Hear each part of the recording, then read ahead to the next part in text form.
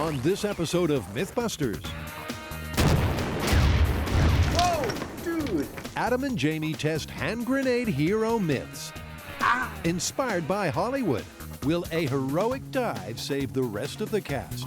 That was incredible. Can water dampen the blast? And how about using a fridge to cool things off?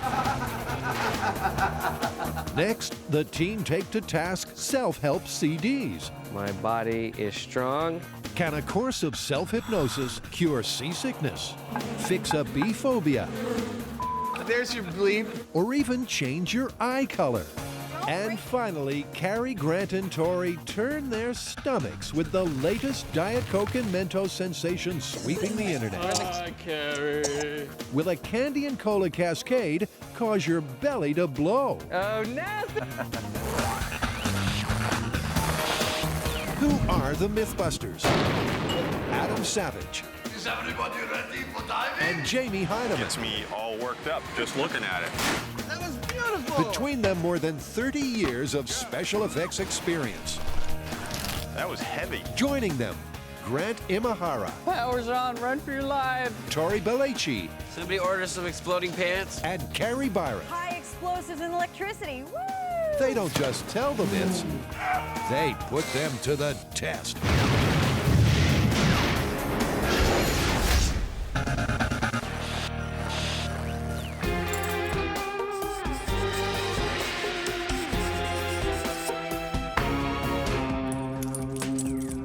Be careful with those. They're not real. Total props. So what's the myth? Well, these are part of our next myth, which is a Hollywood myth. Picture a group of intrepid heroes fighting evil adversaries when into their midst flies a live grenade. Guess what happens next? Well, I would say no doubt the hero actor jumps on a grenade, thus protecting the rest of the people. Exactly right. That's the myth we want to test. Will jumping on a grenade actually save those around you? It's another explosive tall tale from Tinseltown. The director calls action, and our stuntman hero steps up to put his body on the line. Some special effects later, and although he's out of a job, the rest of the cast have miraculously survived. So what do you think our plan is? Well, why don't we start by making a human analog? Out of ballistics media for our hero? Yeah, and we'll set off some grenades, both with and without our hero diving on them. All right. You know, we're also going to need an objective way of assessing the blast damage, both with and without the hero on the grenade. And just for fun, why don't we try some other ways of suppressing grenade blasts? That's great. Let's do it. First up, this movie myth needs a star who'll be willing to go to ground on a grenade. No one's volunteering, so Adam begins bodybuilding. Normally when we want to do a human analog on the show, we use ballistics gelatin or animal carcasses. This stuff we've used it on a few myths. It's still relatively new to us. It's a different kind of ballistic media, also based on animal protein, like ballistics gelatin. However, it's much more stable at room temperature. While the catering on this film set may be gloopy at best, the boys have ensured the dummy will be fattened up. There are several things about this dummy that bear noting. The first is that it weighs the same as an adult male because it's about the same size as an adult male, and it has the same density in terms of the ballistics material that we use and human flesh. So it should be perfect for our test. So we need a way to gauge the damage caused both with and without a hero grenade diver. So Jamie and I have come up with this. A set of these guys. These will be our plywood actors standing in for our movie band of brothers. They will be standing around where the grenade is happening, and we'll try one control without anyone jumping on it, see what kind of damage they take, and for take two, we'll put somebody jumping on the grenade and see what kind of damage they take then. So the cutout cast is ready for action. Now all they need is the perfect location.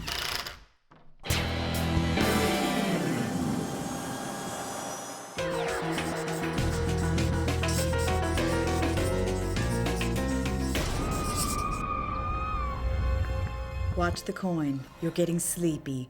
Very, very sleepy. Wait, why are we doing hypnosis again? Haven't we been here before? Yep, but the furor on the fan site over mesmeric, mind-altering myths just won't let up.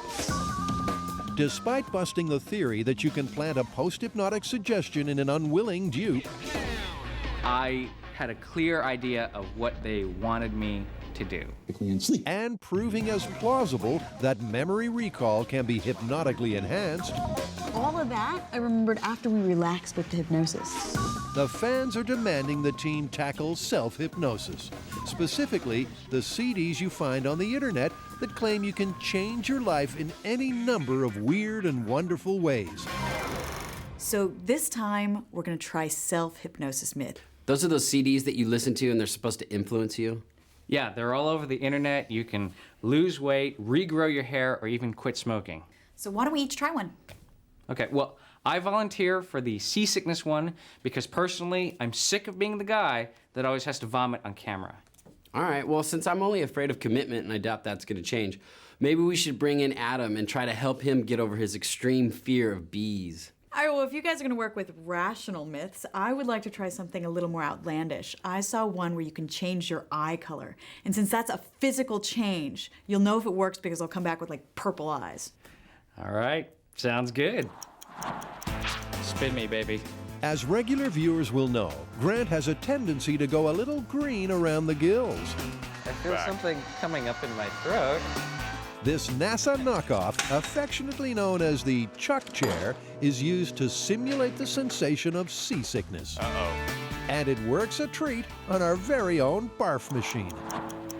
Before Grant can try his mythical seasickness cure, Carrie and Tori need a pre-hypnosis baseline. Come on, I want to see you blow chunks. All right, let's get this over with. Starting in 3, 2, 1. Round and round he goes. Oh, you suck. Keep moving your head. Where his stomach stops, nobody knows. Here we go. Here we go. Attaboy. Yeah. Attaboy. it's all Okay. right. Minute 17:34. So now they've got a baseline. 1730, totally It. puked. Grant can begin testing the self-hypnotic solution for seasickness. How you feeling, better? Not especially. Okay. Meanwhile, Carrie will test a self-hypnosis CD she found on the web that claims she'll be able to turn her brown eyes as green as Grant after a trip in the Chuck Chair.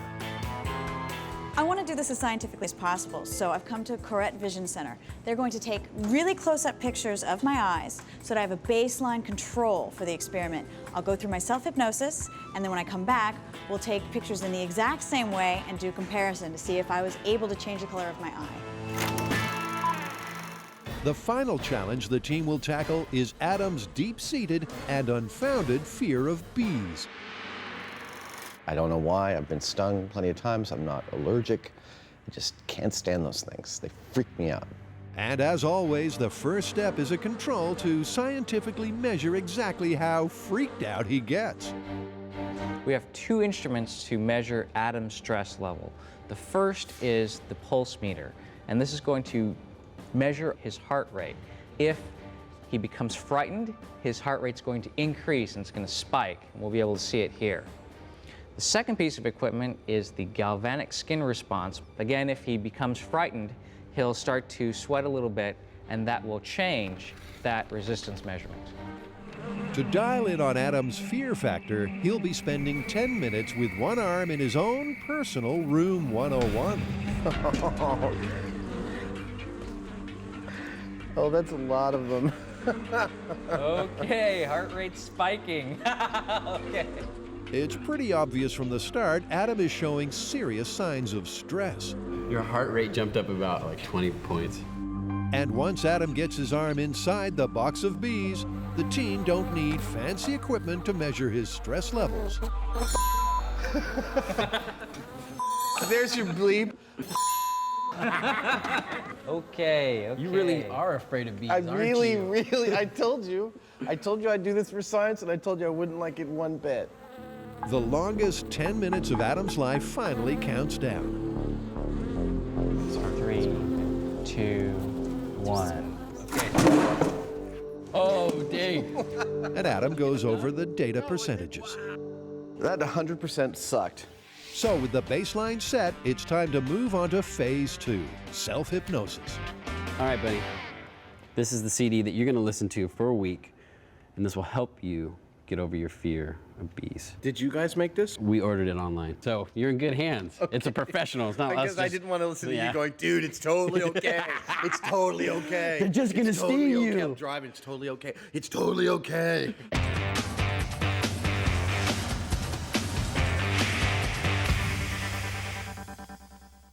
Jamie and Adam are testing the movie myth that diving onto a grenade will smother the blast and save your buddies.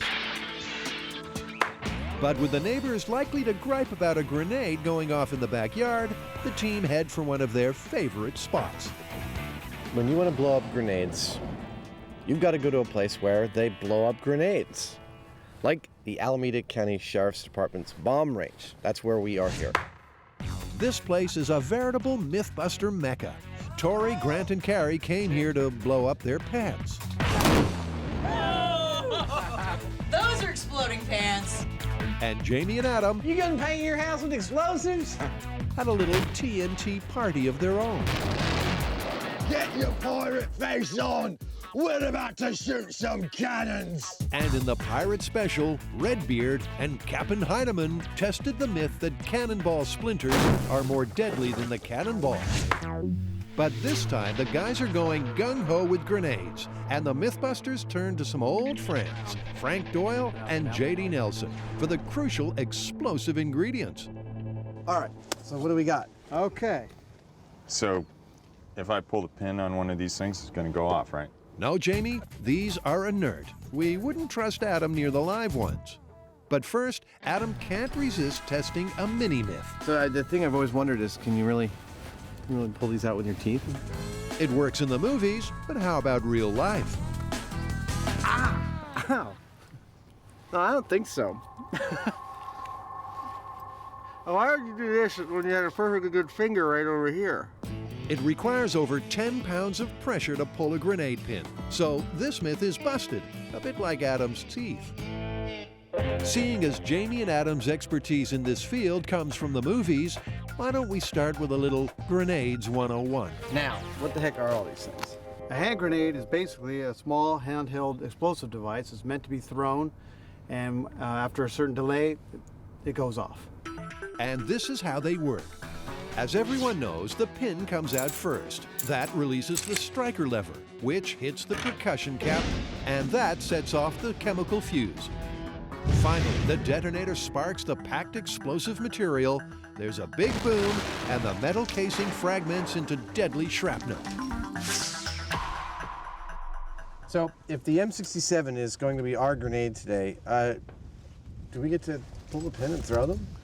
Well, we won't be doing that today for safety reasons. We'll have a very controlled situation. And I think it's a good time for JD and myself to go and prepare the actual grenades that we're going to use today. So while control freaks Frank and JD set up a remote firing system, let's start assembly lining this thing. It's time to call for our movie extras. But our leading man can kick back in his trailer, as this test is the control. We are going to detonate one of our grenades without anything inhibiting it. We're going to see what it does to our figures standing around it. Then we'll have a baseline comparison of damage to compare all the other subsequent tests to. As the director of this slice of movie mayhem, Adam choreographs his stuntmen. I am standing on the exact location where we're going to be detonating our series of grenade tests. The grenade is lethal within 15 feet and can cause injuries within 40 to 45 feet. The actors are placed at 5-foot intervals from the blast epicenter. And with everyone poised for action, JD brings the small package with the big boom. Okay, here it is. Well, it goes right where that cone is. Okay. With the live grenade in position, our experts clear the area and begin their preparation. We're going to be putting a blasting cap into the body of the grenade, into the explosive, running it by hardwire all the way back to the fire control point where we will do the button pushing and initiate the explosion. With the cameras ready to roll, Jamie and Adam hunker down in the bunker. And with the system hot, Fire in the hole! they call action. In 3, 2, 1. Oh. That was pretty solid. That was was. a nice, like, macho thunk. That really was. Whoa. And speaking of macho, the action actors look like they just shrugged off a grenade blast. But a closer look at the guy at 5 feet reveals the frightening truth. The telling part is look at the backside. Wow. Little tiny fragments going all the way through the plywood. Yep, the fake blood department would have its hands full. But how about wooden actor number 2? Well, he was 10 feet away, and his part in this movie is over. Right through the lung or the heart or something. Yeah, anything up in this K5 area like this, they're in real hurt city. And the body count for this scene continues to rise when they examine extra number 3. Jamie, check it out, man. Same thing on number 3. Yep. One there, one there, one there. Down there, down there. Up there. The 4th casualty was one of the cameras. And this piece of plexiglass, which was protecting a second camera, gives a further illustration of the lethal power of grenade shrapnel. Hey, Adam.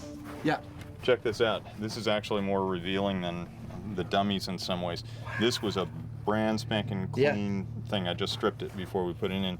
And, you know, on the dummies, we can kind of see a lot of little flecks, but look at all of them here. They're just like dozens of tiny things. And each of those could potentially travel inches into your body. Well, Frank says that these are going like, 20, 24,000 feet per second, even though they're minuscule. That's like 10 times the speed of a bullet. Yeah, and that's the difference. Like, they may be smaller than bird shot even, but they're going like several times as fast. A shotgun only is like, 900 feet per second or so. That's terrifying.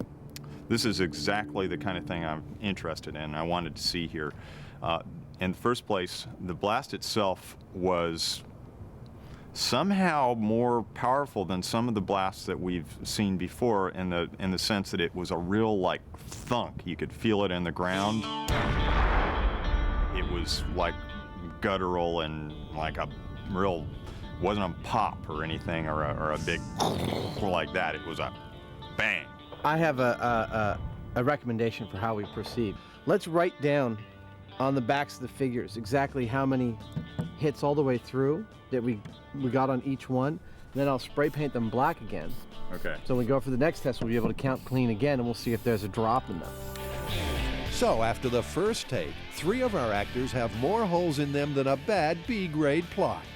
The question now is, will there be fewer fatalities when our movie star takes a dive?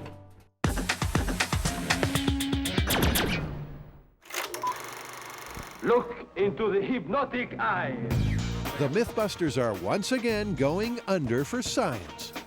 But hypnosis is not just the stuff of parlor tricks and B-grade movie plots. Hypnotherapy, in conjunction with traditional medicine, has helped millions of people successfully battle wide-ranging afflictions, such as addiction, anorexia, and arthritis. But for the next week, 3 self-hypnosis or auto-suggestion goals are being put to the test. Okay, so this is day 1 with my seasickness self-hypnosis CD. As per the instructions on the box, Grant will listen to the disc once per day. Your body is strong. Your mind is strong. It can handle all kinds of situations. Grant. I really, really want this to work. I'm tired of being the seasickness guinea pig. I don't really have a whole lot of confidence in it working, but I am going to open my mind and give it a shot. While Grant is attempting what he thinks is an achievable goal, Carrie is at the far end of the hypnosis spectrum with a far-fetched claim that by listening to her disc twice a day, she can change her eye color. Well, the hypnotist keeps saying that my subconscious is changing the amount of melanin in my eyes, and I should keep looking in the mirror to see if they change. And they will change because you have the power to change, Carrie.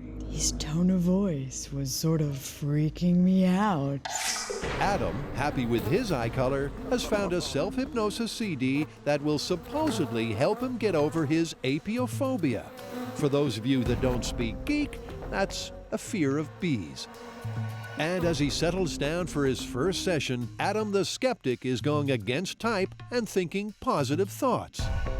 I feel like there is some utility in concentrating on the thing that one is phobic about. That, you know, me thinking seriously about bees sitting on my skin without stinging me will benefit and will show a benefit at the end of this week.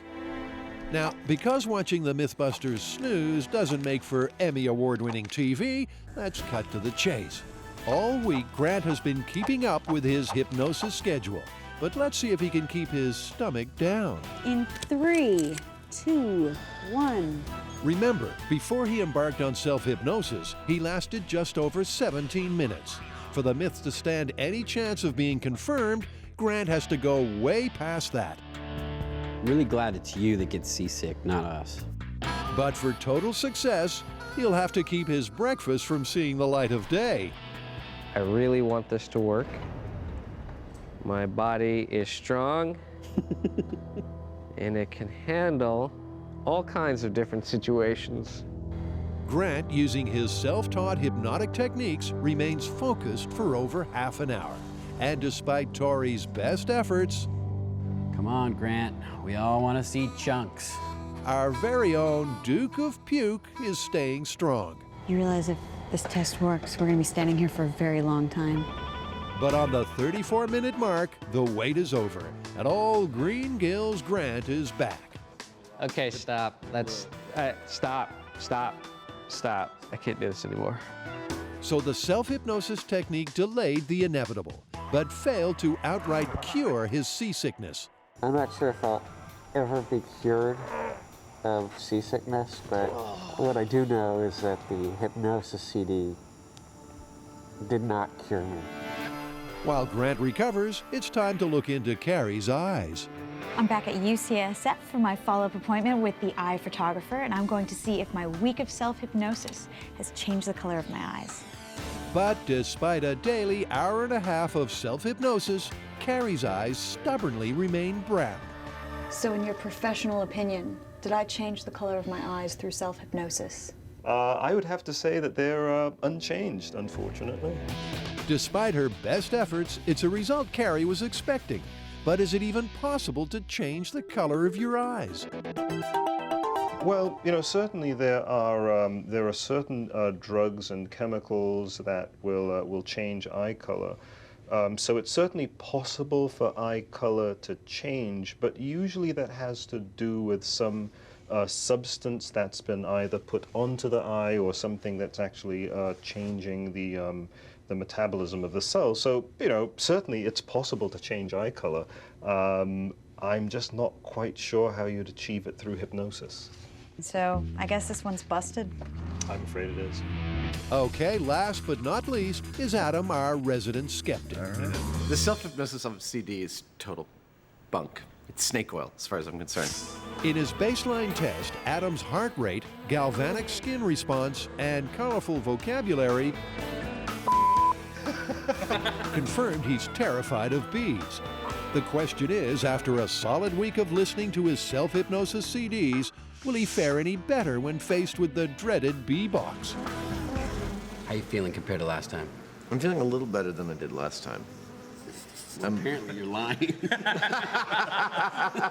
Doesn't look like it. Adam's trying to tough it out, but the numbers don't lie. His heart rate and stress levels are buzzing at the same high rates as the baseline test. Oh, another one landed on me. And a few close encounters of the flying kind prove that 10 minutes with the bees is still 10 minutes of torture, which leaves just one conclusion. Okay, guys, self-hypnosis, what's the verdict? I think it's obvious that this is busted. Yeah, but you never believed that your eyes could change color. True, but I followed all the instructions on the CD, and I really put my mind into it and still got nothing. And Adam got the same result. I know, that's too bad, because even after his hypnosis, he's still afraid of bees. Well, I think mine is the most telling result. And you really wanted it to work. Yeah, I wanted it to work, I thought it could work, and there was a delay in the seasickness, but ultimately, it failed to cure me. Yep, you still blew chunks. So this one's busted. Busted. Busted.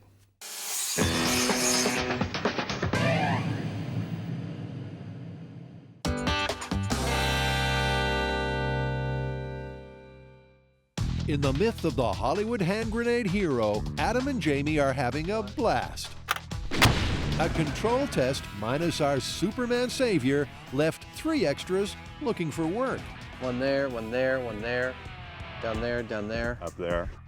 Now it's time for take 2, and our heroes straight out of Central Casting. Hey guys, look out!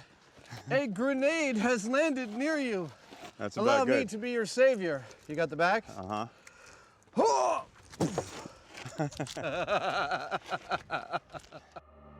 This is our hero right here, and it should provide a fantastic testing medium to show what kind of resistance the body will provide to the fragmentation from a grenade and how much it'll protect your buddies standing around you. Well, all of our figures are ready to go, so all that's left is to lay the charge. We'll clear out and wait for your guys ready to go. It won't take very long. We're all set. Excellent. Our leading man is laid on the grenade, his body and the myth on the line. If his 3 supporting actors survive, this tall tale will be confirmed.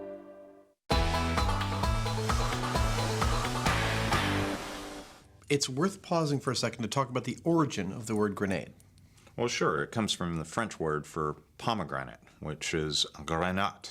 Does a grenade look anything like a pomegranate? Well, not now, but in the early days they were larger. They were about the same size as a pomegranate, and they were filled with shot that was very similar to pomegranate seeds. Oh, cool. Well, this is it. Hollywood on trial once again. Now, if the movies are to be believed, our hero stuntman has to absorb the full impact of the grenade. He has to save all his mates. In 3, 2, 1. That was brutal.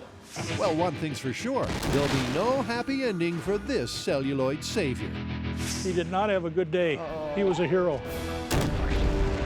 Yep, our hero's role has been cut short, but did his selfless act save the cast of cutouts? There's a significant chunk out of the front here, but out of the back, I see 1, 2, 3, 4. Yeah, just 4. That's it. So wooden actor number 1 took 10 fewer hits than the control blast. But how bad were the splinters?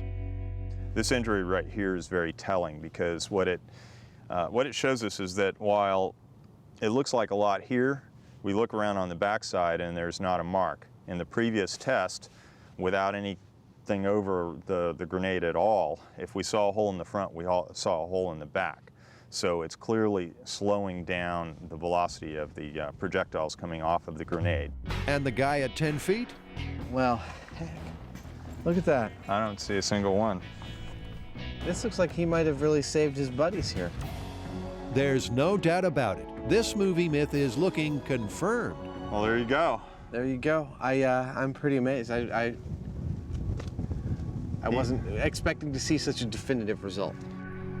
Of the 8 figures we had standing around here, when our hero jumped on the grenade, only his buddy who was 5 feet away, buddy number 1, sustained any real damage. And most of that was to his legs. Buddies number 2 and 3 are effectively unscathed, as are 4 through 8. So the rest of the cast survived. Unfortunately, our action hero from now on will only be able to play bit parts.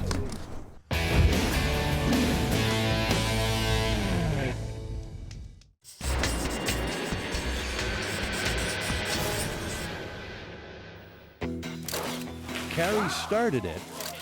Adam and Jamie investigated it. That's a much more vigorous reaction. And then they Rube Goldberg'd it. But incredibly, the foamy fountain is yet to run dry. Whoa, hey! There it is. Diet Coke and Mentos again? Are you kidding me? Come on, is this phenomenon not over yet? Well, I know we've done it a lot, but there's this video that's going around the internet. A guy eats Mentos, drinks Diet Coke, and then passes out because his stomach supposedly explodes. You know we have to test that. Well, that'd be cool. Trying to blow up some stomachs with Diet Coke and Mentos. Yeah, nice. Diet Coke and Mentos is once again the hot internet topic. Scour the net and you'll find a ton of videos like this. This guy, who we won't be calling Einstein, swallows a handful of Mentos and then guzzles some Diet Cola. He's hoping for an upchuck fountain and his 5 minutes of cyber fame. But according to his friend who posted the clip, it all goes wrong when he ends up in hospital with a ruptured stomach. Thanks to the MythBusters, there's no mystery to the cola cascade. But like Old Faithful, this gassy geyser just keeps on keeping on. There you go. That's so cool. I've never actually done that before. Me neither. Really? No. You know what? That wasn't even as high as I've seen them go. I've seen like 30 feet. But today, we're asking, can the fizzy fountain burst your belly? Here's a sentence you don't hear every day. The next step is a spot of stomach shopping.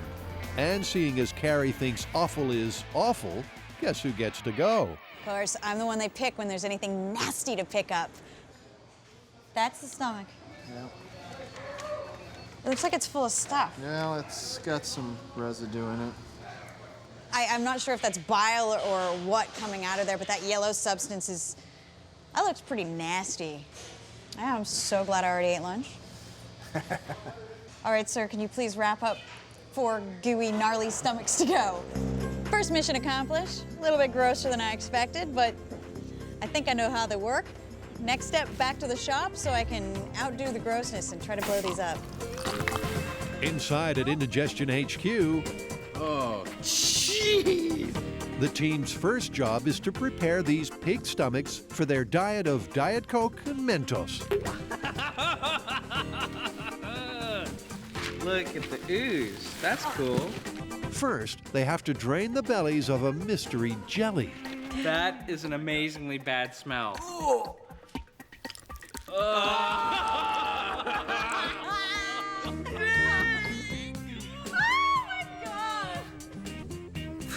Oh yeah, after you haven't eaten for a while, you know, and just throwing up bile, this is just bile. And speaking of throwing up, trust Tori to take it too far.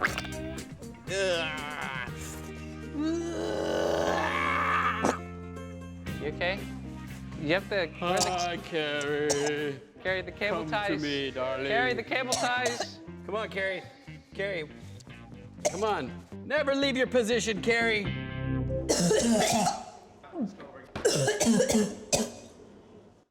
With the pig and Carrie's stomach empty, the team can finish rigging out our test subject with his internal organ. And to ensure they replicate the myth's circumstances accurately, Carrie has a plan. We want to make this situation as realistic as possible, so we need our stomach to have stomach acids. We didn't want just the dead bile that had been sitting in there, so we drained out the stomach, and now we're going to add a fluid that will have the same acidity as a stomach after it's added a little food. Okay, that operation's complete. Nice work, Doctor. Thank you, Doctor. I think the patient's gonna recover just nicely. With the deft touch of amateur butchers, Dr. Imahara and Dr. Bulaci have added the acid. It's my flesh bagpipe. But the unfortunate patient ain't done yet. They rig his esophagus with a tube and valve system so the team can simulate the delivery of a lunch of candy and cola. Nasty stuff! Okay, so this is the experimental test setup for the myth that if you drink a bunch of Diet Coke and eat a bunch of Mentos, your stomach will explode. We have standing in for the human stomach a pig stomach, which is a good analog for that. Now, one of the ends is clamped off with a hemostat. Inside the stomach, we have a dilution of muriatic acid, and that is diluted to a pH of between 2 and 3 to match what your normal human stomach would have. Going into the stomach, we have a plastic tube, goes up to this junction. The idea is that we put the Diet Coke in from one side. Bottle goes up here, we squeeze it, Coke goes down the tube. After the Diet Coke's in, we clamp this off. Then, this is the Mentos side. We'll drop a nut in with this magnet in place, and then load the Mentos one by one. When we're ready to trigger, we pull the magnet away, all the Mentos go in the stomach at once. This will have been clamped off, and hopefully the Mentos and Diet Coke concoction will expand and expand and expand, and or so we think.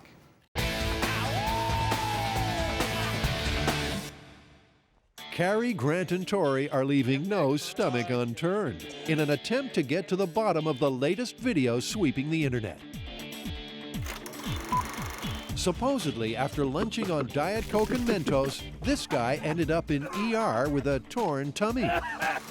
To find the truth, the team are about to feed this pig's stomach a liter of Diet Coke and a handful of Mentos. Okay, what do you think is gonna happen, Shay? I don't think it's gonna explode. Really? Yeah. 100% it's not gonna explode. I think there'll be a huge reaction. It'll probably come up here, and more likely there'll be rig failure before there's going to be stomach failure. Okay, the first ingredient is the Diet Coke. And when our skeletal friend guzzles the gassy soda, his stomach bloats out so much, Grant has a change of heart. Whoa! Wow. I'm revising my estimates. That looks uncomfortable. Next, the Mentos are dropped into a holding tube. Okay, all 7 are in. Clamp it. Clamping. Here we go. Will the belly go ballistic? 3, 2, 1. What happened? Did it go? Nothing Did happened. they make him down? Did it get in? I thought there was supposed to be a reaction. What's going on here? Do you see anything? Nope. The Mentos are definitely in there. But where's the famous foamy fountain? Our soda super sleuths are on it. Let's go over the things that are different between the experiment we just did and the reaction we know, which is really explosive, which is dropping the Mentos into the 2-liter bottle. Okay, well, first thing is we're actually pouring it into the stomach, and it's foaming up a lot. And when you normally do this experiment, you're adding the Mentos to the soda, which is still in the bottle. And the other thing that's different about the stomach is it has the muriatic acid in it. So that might be doing something to change the reaction between the Diet Coke and the Mentos. Their plan is to use a process of elimination to work out what's happening. And a few simple bench tests later, they confirm the acid is not the culprit. Okay, so the muriatic acid doesn't seem to be having an effect on the Mentos and Diet Coke reaction. Next, they look into their method of squeezing the bottle to pour the Coke quickly into the stomach. And it's going down. No, wait. No, it's going down. Yep, there's your problem. Okay, so the pour is what's killing all our carbonation, and that's preventing the reaction. Yeah, totally. By copying the video where our guy guzzles his cola quickly, the tests have shown the soda loses most of its CO2. So they're going to redo the test, trying to retain the fizz with a slow, controlled pour. And because the stomach's opaque, they can't see what's going on. So we've replaced the pig stomach with a translucent balloon, and that really gives a better idea of, how much liquid's going in, if we're generating a lot of gas, or hopefully what's going on. But despite the gentle pour, the result is the same. Okay. Through the clear balloon, you can see the soda sizzling before the Mentos have even been added. No matter how slow a pour you have, any agitation is going to release all of this foam.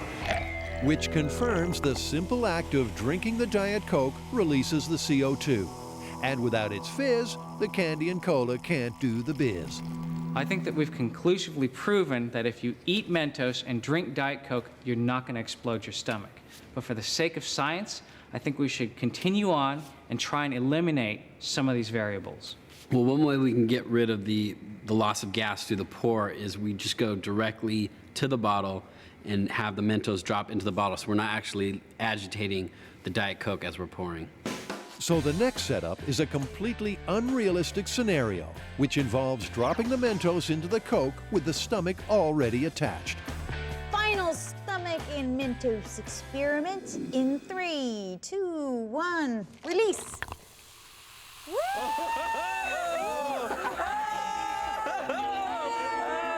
It's like the New Year's Day parade. It's getting bigger.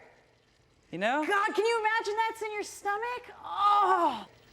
But still, no explosion. No explosion. But I guarantee he really threw up. Yeah. But I want to see an explosion. I mean, how are we going to get one of these stomachs to blow up? Compressed air. Are you serious? Yeah! The myth is well and truly busted, but boys will be boys. They want a burst belly. This is 30 psi compressed air directly into the stomach. 3, 2, 1. Ever get that gassy, bloated feeling? Whoa! That wasn't very long. That got big! And if you don't want a trip to ER, don't go sucking on compressed air at home. But as for Diet Coke and Mentos, they're clearly not the explosive combo the internet would have us believe. Well, that one's busted. Yeah, the myth and the pig stomach. So does that mean this Diet Coke and Mentos thing is finally over? Well, actually, I heard this one about this guy. He had a jetpack.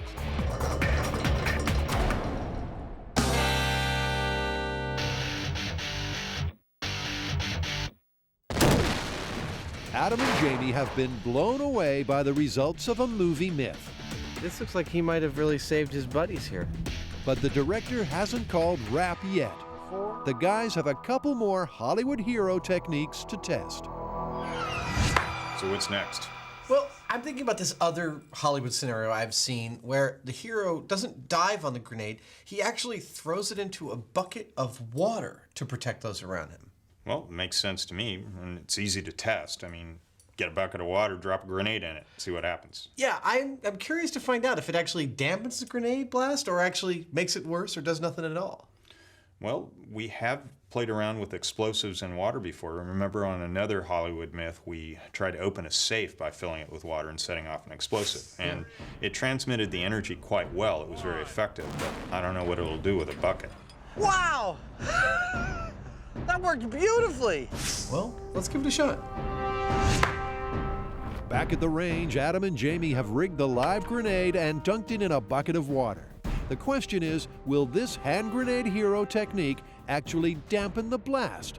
Or is it another example of Hollywood screenwriters rewriting the laws of physics?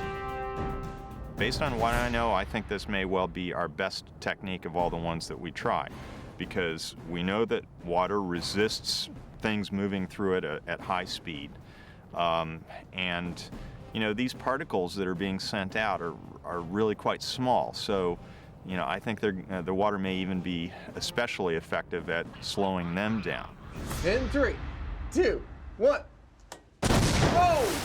Dude, that was incredible.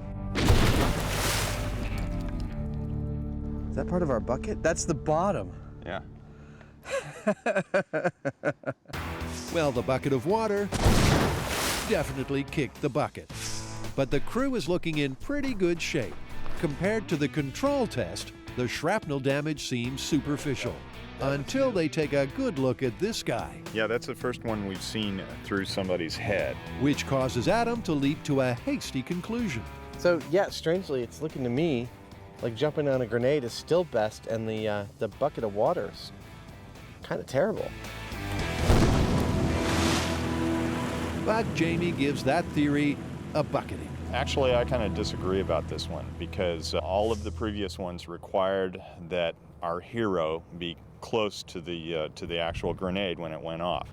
If we've got a bucket of water, we drop it in the water. This greatly reduced the total number of hits, greater than anything that we've done, and your hero might survive it. In the water safe story, the water turned out to be more efficient at transferring the blast pressure. But in this case, we're more interested in the frag from the grenade casing, and the fact is that the water reduced the total amount of frag hits. So that means that the blast was marginally more survivable. So when it comes to saving your friends from an exploding grenade, the bucket approach really does hold water. And so to our final hand grenade hero technique. It's a grenade. Get rid of it.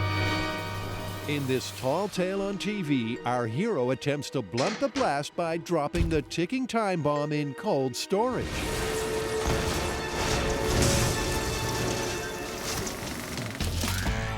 To replicate that small screen scene, the first thing they'll need is a fridge. What does it smell like, man? What did you keep in here? It smells like old food, I think. We need to spray it with bleach inside. No.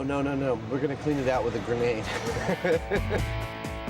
Luckily, Shop General Terry is having a clear out, and his old beer fridge could really do with being put out of its misery. So once again, it's back to the range, this time for some gratuitous destruction of kitchen appliances. All in the name of science, of course. There's stuff in there. The beer. The fridge is in position. If you caught any diseases from here, you can cure yourself with the penicillin right here. And our cutout cast gather around as the bomb team rig the grenade inside the fridge, just like the film clip. Given what we've seen so far from all the tests, I actually think this fridge has got a better chance than anything else of saving everybody in the vicinity of that grenade. There's big steel wall, you have an air chamber in there, you've got plastic, you've got fiberglass lining, and there's just a lot of stuff in the way of all that fragmentation. I don't think this fridge will be anything but destroyed when we're done. But saving the fridge isn't the myth.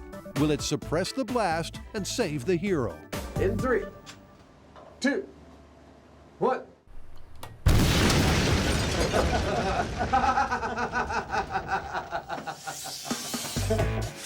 The replay shows the silhouettes chilling out around the fridge, wondering what's for dinner.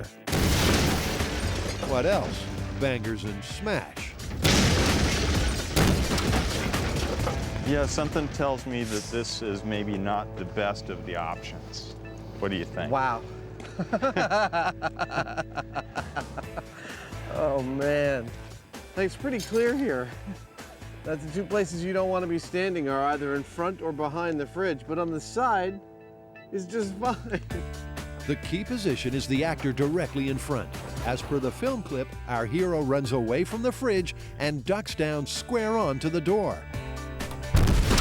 And as the high-speed camera shows, that ain't exactly the best idea. He didn't fare too well with the Battle of the Refrigerator. No, number 7 is totally gone. If you're thinking that a refrigerator is going to contain a grenade, you're totally wrong. I'm sitting on the evidence. But Adam, that's what you thought. With predictions as poor as that, we'd better let Jamie wrap this one up. Out of all the options that we had, this was clearly the worst idea. When you think about it, it makes sense. You've got a lot of metal there to create shrapnel. You don't have a lot of mass to resist it. You've got foam and other lightweight things, and it's awfully messy as well.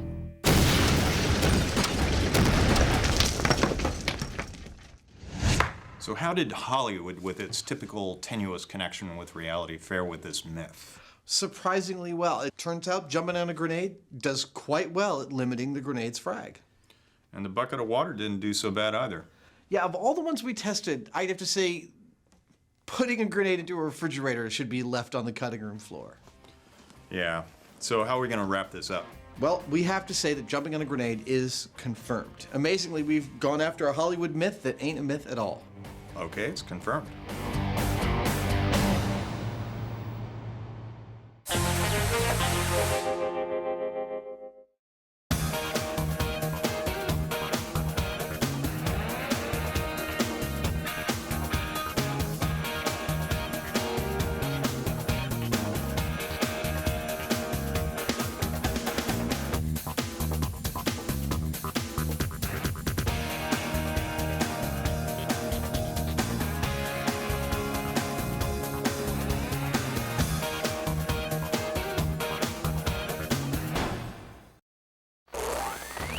On this infectious episode of MythBusters, we blow the lid on those sensational viral videos. Are you ready? I'm ready. Let's do it.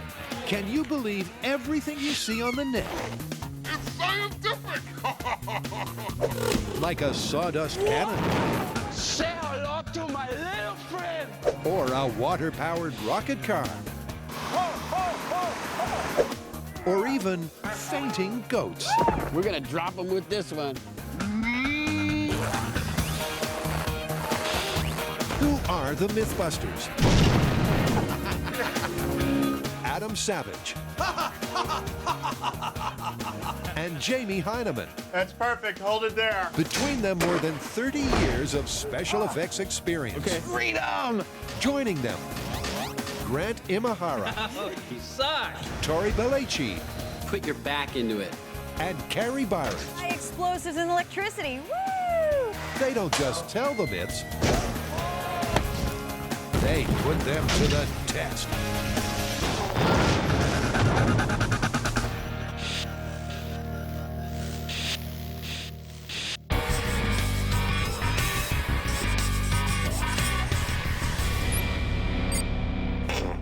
What are you doing? We've got work to do. I'm checking out some viral videos for our viral special. Viral videos, what's that?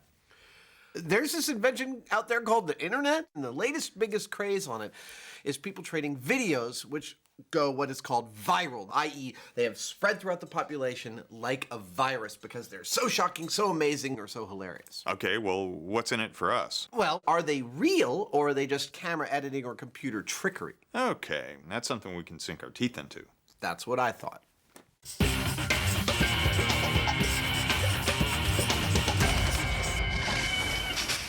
I think I've got one. Yeah? Does 10 million hits count as a viral video? I'll say. What do you got? Well, it looks like we've got a bunch of fire hoses pointed down and they're lifting a car off the ground. That is friggin' perfect for us. It looks pretty convincing. What do you think? No idea. Here, play it again. You know, if this is real and we can actually pull this off, it's gonna be awesome. I totally agree, but man, it could also be deadly. It could also be a con job. That car might just be a plastic shell. But the only way to find out is to try it ourselves. That means building a platform, sweet-talking some firemen, and buying a full-weight has-been hatchback. This is what it is to be a Mythbuster. You see this car behind me and you think, it's some classified ad piece of crap. I see a flying water jet car. Adam's itching to squirt this wreck sky high, but Jamie wants to check under the hood. This car weighs, according to the sticker, 3,175 pounds. Now that means that each of those hoses has to put out about 320 pounds of thrust. Personally, I don't think so. Jamie decides to start small scale, and he's not afraid to delegate. Okay, well, this is our car. I need you to make me a 1/6 scale version of this on the CNC. Can you do that? Yes, we can do that, definitely. Okay, off you go. Okay. The CNC mill is a computer-controlled milling machine that will take a laser-scanned image of a real car and generate a toolpath for its cutting tool that will carve out a miniature version of the car at any scale we like out of something like a fine-grained particle board. Meantime, Adam knocks up a miniature 10-nozzle frame for the tiny car to sit on. The frame and the car fit together just like a piston in a cylinder. Oh, it's perfect. Look at that. This might be a small-scale test, but still, why mess up your own backyard? Jamie's picked out a fire training facility about 30 miles east of the city in Pleasanton. Given that we're going to be harnessing hundreds or maybe even thousands of horsepower of diesel pump energy and putting that through hoses, this is kind of a dangerous situation that we don't really want to just dive into without preparation. And so we're going to build a scale model, see how well we can control it, see if we can learn anything about it before we start dealing with the big boys. Okay, this bewildering mix of half-hose, double-pipe, triple-glued, multi-valves sure don't look small-scale. Thankfully, Adam's here to explain it. Right, kiddies, close your eyes and open your brains. Well, actually, keep your eyes open because this television. I'm going to take you on a little journey. Picture yourself as a droplet of water with a bunch of your friends heading down this 2.5-inch fire hose. Everything's going great. Then all of a sudden, you hit this transition. What is this? Oh, it's starting to have to do with the Mythbusters. So, you and your friends are divided into two groups. This group, the left group. Let's go see what they're going on. Left group comes down the manifold and further gets divided into 5 other groups, each one going down a 25-foot garden hose. Those garden hoses lead to the platform where all 10 groups of water droplets, all of you and your friends, are rejoined coming out of these nozzles. And if everything goes well, you'll see this. But we're not exactly sure that's going to happen. There's likely to be problems. And that's not just a prediction, it's a promise. Retired Fire Chief Bob Calloway runs out the hose and taps into the nearest hydrant. He's pumped, and so are the boys. We are all plumbed up and ready to go. And what I'm hoping to discover here is information about the flight characteristics of the full-size car when we power it up. So Bob, we're all set and ready to go. Okay, Jamie. And you got your valve there, huh? So Right. what's your signal for more or less? More is this way. Less is like Less that. is this way. Just like a crane, okay. Right. Well, I'm going to stand kind of safely off to the side watching the whole thing, and I'll give you your signal more or less, and we'll just kind of ramp on up. Okay. Remember the high-pitched squealing means shut everything down. The sound like, like that. Will do. Okay. Jamie declines a waterproof suit. That's because Adams volunteered to handle the hoses. Bob turns the tap, and there's no turning back. And before you can say, "Pump my ride," this little red car becomes a little red helicopter. Dude, look at that! Yeah! And in scale, that's about right. That's like, what, 20 feet off the ground? It's totally, these things are pointed every which way, but because they're mostly down, it's really stable. It seems precise water direction isn't crucial to keeping the car aloft. And that's what they came here to find out. Bolstered by an unshakable belief in his own brilliance, Adam decides to kick it up a notch. That's maximum. You know what I'm thinking? What? Is that when we go up to full size, see how just a little bit of guidance keeps Yeah. it dampened? So all we need are like 4 ropes. Well, notice there's a guy on every hose in the video. And it doesn't take much. I mean, actually, I can guide it from right like here. Dude, this couldn't be better. Well, actually, it could. Whoa! Oh. Direct hit to the mustache. I was doing just fine staying dry. It could not have gone better. We got liftoff, we got stability. It seems like as long as these things are pointed within 15 degrees of down, you get stability. This seems really, really possible. So what do you guys think? Can we pull this off with a full-size car? Yeah, that's awesome.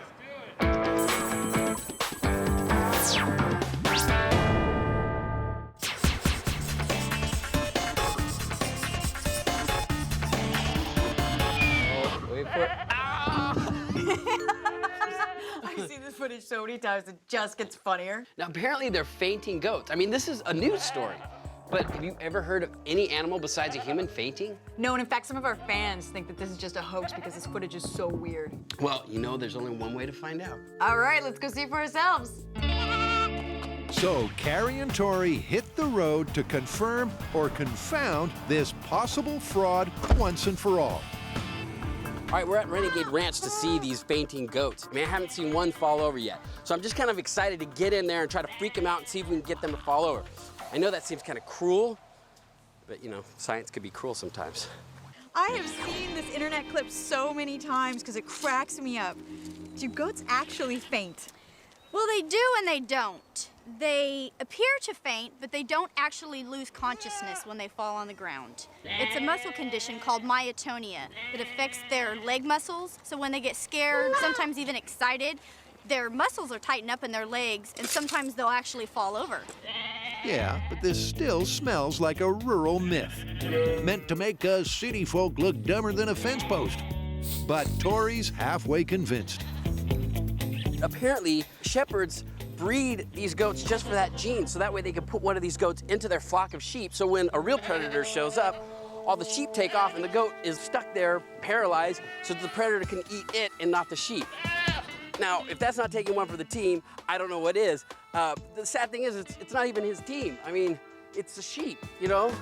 Sounds like someone's going soft on these cute little guys. It won't last. All right, Tori, your first step. What do you want to do? I think for my first one, I'm just gonna see if I can get one of these goats to faint with no tricks. I mean, I haven't seen one of these fainted yet. Ooh. Oh, you... It's a shameful start. The first one to faint is one of us. So while Tori regroups, Carrie gives it a whirl. Okay, I I figured something that'd be very freaky with a lot of flash would be an umbrella. So I'm gonna try to crouch down, wait till they're calm, and pow. That kapow sure worked on the virus video, so it should work now. But it doesn't.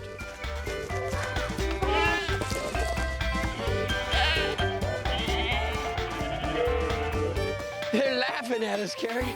They mock us. I don't think this is as easy as I thought it was gonna be.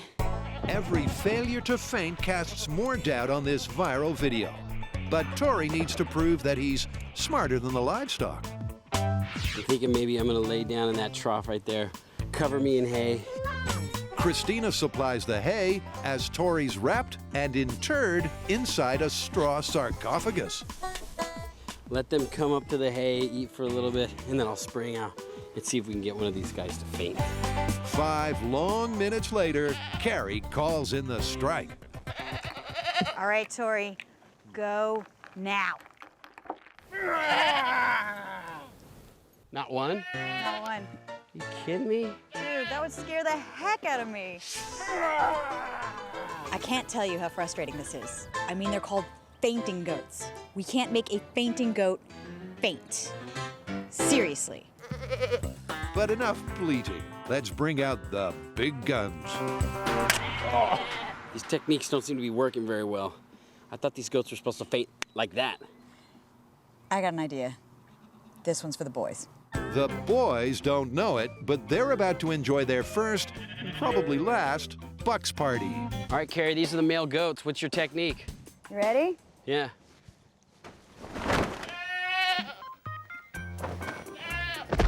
Tori falls to friendly fire, but once again, Carrie fails to stun or stiffen the target species. Wasn't ready for that one, Carrie. It's especially annoying because by now they know the goat video was no fraud. Behind the scenes, they're falling like flies. You want to know what's frustrating me the most? Everybody seems to be able to get these goats to fall except Carrie and me. Camera guy walks by a goat, it falls over. The runner, he's making goats fall over. The farmer walks by and they're falling over.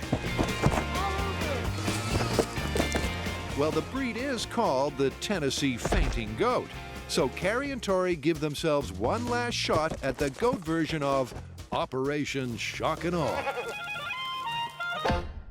I think maybe we need to blend. Should we use our secret weapon?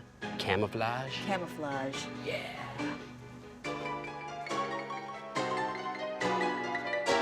You ready?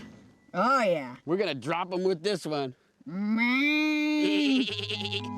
All right, Carrie, so this is the camouflage technique. Now the key is we need to blend in with the goats. Okay, on your attack, we get up, chase them around and make them faint. Let's do this.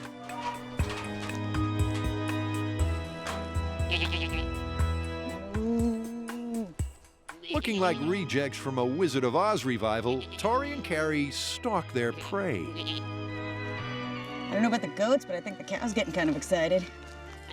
I'm one of you guys. What's going on, fellas? Ready, Carrie? Let's go!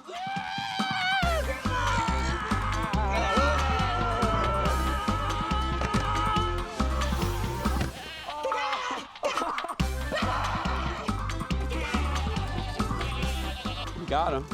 Totally worked. Yeah, we got a few. I got one over there. It won't work every time on every goat, but we've seen enough to prove that this video virus is the real deal. They really can be scared stiff. I am so convinced that this works. It actually doesn't take that much. You just have to know what you're doing, which we obviously don't most of the time. This myth is absolutely confirmed. These goats faint. Producers of MythBusters wish to say that no goats were heard during filming, though several felt they were made to look stupid. Authorized and spoken by Robert Lee.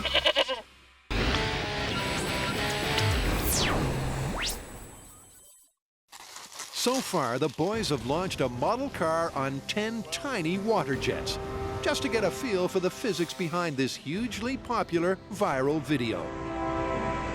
The pressure builds back at M5 as they start designing the full-scale version. We don't need something as complex as that. We can have something like NPT pipe fittings to have attachment pipe fitting there, so your hose comes in here. Yeah, and then a nipple. A lower PSI. Yeah, what do we gain and what do we lose?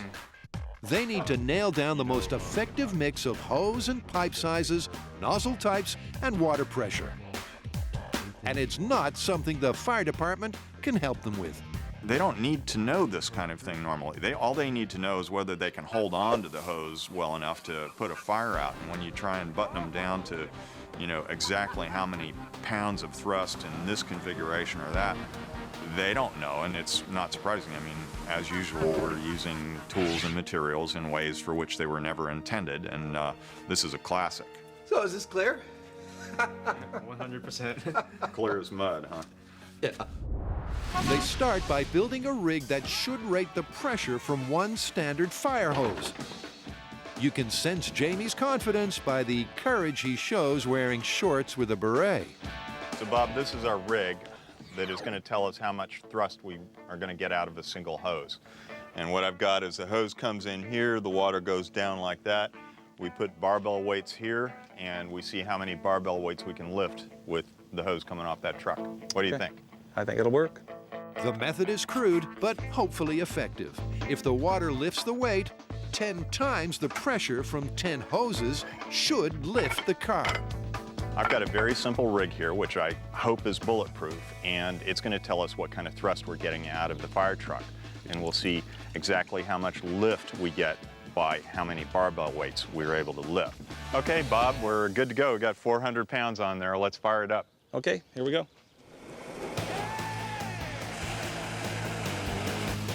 The water just barely raises the weights. So Jamie decides to narrow the valve and raise the pressure.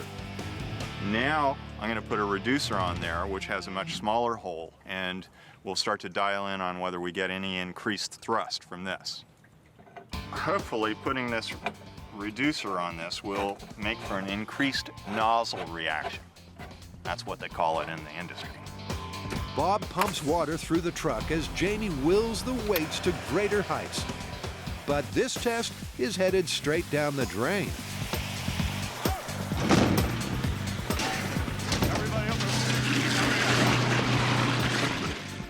I think we got a little bit more nozzle reaction that time. It was like a rocket.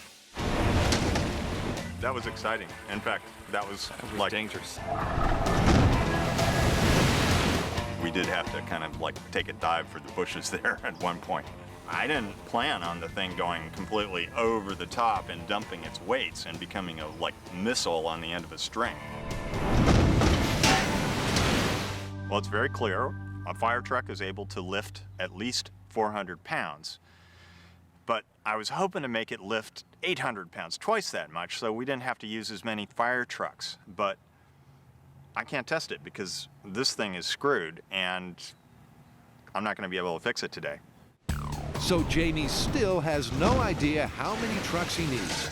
Even if he did, it's midsummer, and spare hoses could be scarce as polar bears in Pleasanton.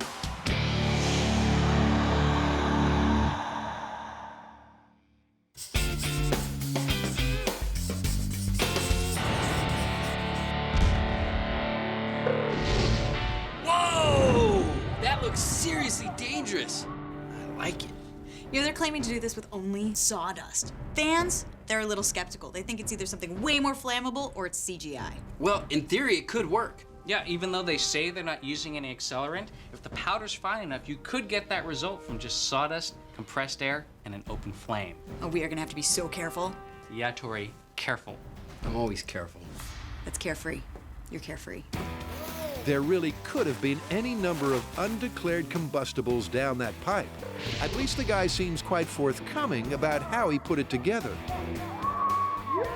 What we have here is the energy source. It's an old propane tank. So, armed with the blueprints, Valve. This is a high-speed flow valve. on behalf of doubting viewers everywhere, we're gonna call his bluff and build it like he did. Like all of the recycled junk that we try to turn into something amazing, this is not just a pipe. It's filled with all sorts of other metal work. So I'm gonna have to cut it up and cut everything out and make it right for us. Step 1 is to pop the top on the tank. Sounds easy, but Carrie soon discovers these things are not meant to be tampered with. Well, you didn't want it to come all off in one piece, did you? Carrie finally breaks through, but there's much more work to do. Inside now. Tori's timely advice pretty much translates as, well, there's your problem. Okay, so you're gonna have to cut out that whole section there. Sure hope there's a lot more layers in here. That would be way easier than getting a pipe. Yeah, it looks like there might be another layer. Meantime, Grant works on a modified propane canister, just like the one in the video. The propane's been drained, and the tank's been adapted to hold compressed air. And a high-speed, high-flow valve should release all of that air in a short, sharp blast. Air's gonna come in here from our compressor, and what happens is it normally goes in here and fills up the tank, and it's doing that all the time until the tank's full. This leads out to the cannon itself. When we push this button, it cuts off the flow coming in from the compressor and allows the tank air to go directly out to the cannon, and it deploys in less than a quarter of a second. Heavy-duty pipes connect Grant's apparatus with Carrie's cleaned-out cannon, to which she's welded 4 steel struts. It's ready for a proof-of-concept blow test without the flame to see how high they can blast the sawdust.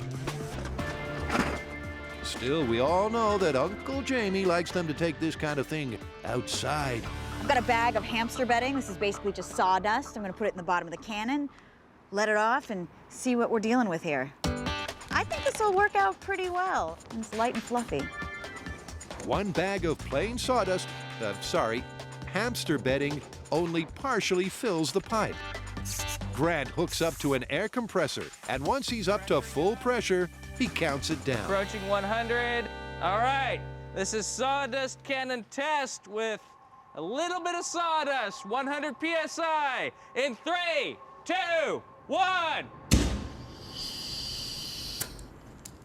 That's good. That's just a little bit of sawdust. That went pretty good. The problem is, it didn't go that high. No. 10 feet in the air. At the moment, it's not looking exactly like the height that we would expect to see based on what we saw in the video. But I think it's achievable. It's definitely achievable. So what to do? Grant thinks he'll get more punch with less hardware. He fits a shorter connecting pipe. Then Carrie trims an inch or 2 off the legs. This jumble of spare parts just might fulfill its potential. If so, they'll need some elbow room. And Scarface Balachi's already booked the bomb range. Say hello to my little friend.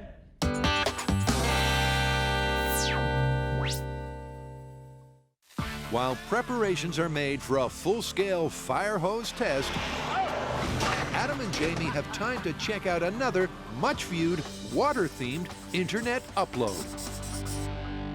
All right, here's the viral video we've got to investigate. Pipe with some gas. Nice forearms on this hand model. Nice tin. Oh, that is very cool. They call it invisible water. What do you think? This one has all the hallmarks of a sideshow stunt. It's entirely possible that this was done with CGI on a green screen, or even just fishing line with clever lighting. But Jamie's got his own theory. That's not invisible water. That's some kind of a super dense gas. There are all sorts of them out there. We just gotta find out which one. The prime suspect is sulfur hexafluoride. It's 5 times heavier than air. I promise to show you something really cool as long as you promise not to try it at home, okay? Okay. Now, everyone wants to know why my voice sounds higher when I inhale helium. The simple fact is that helium is 6 times less dense than air, which means sound waves travel through it much faster, which makes my voice sound much higher. Now, the same effect can be achieved in reverse if I inhale something like sulfur hexafluoride, which is 6 times denser than air. I inhale some of that. And my voice gets really low, although somehow I'm still funny. It's scientific! On that low note, it's time to start the test and flush out this potential viral flim-flam. Now that we've got the gas, I want to replicate exactly what I can see in the video. We've got a fish tank and we got tons of tin foil. I'm going to try and make a boat that floats on the invisible water. All right. Give me the business end.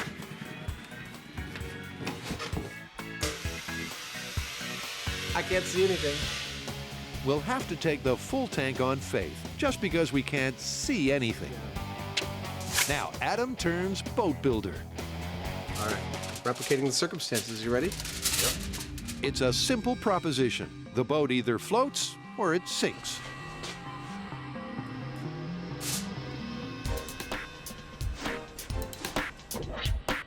But Jamie can't see why this won't work. And here's the proof of concept.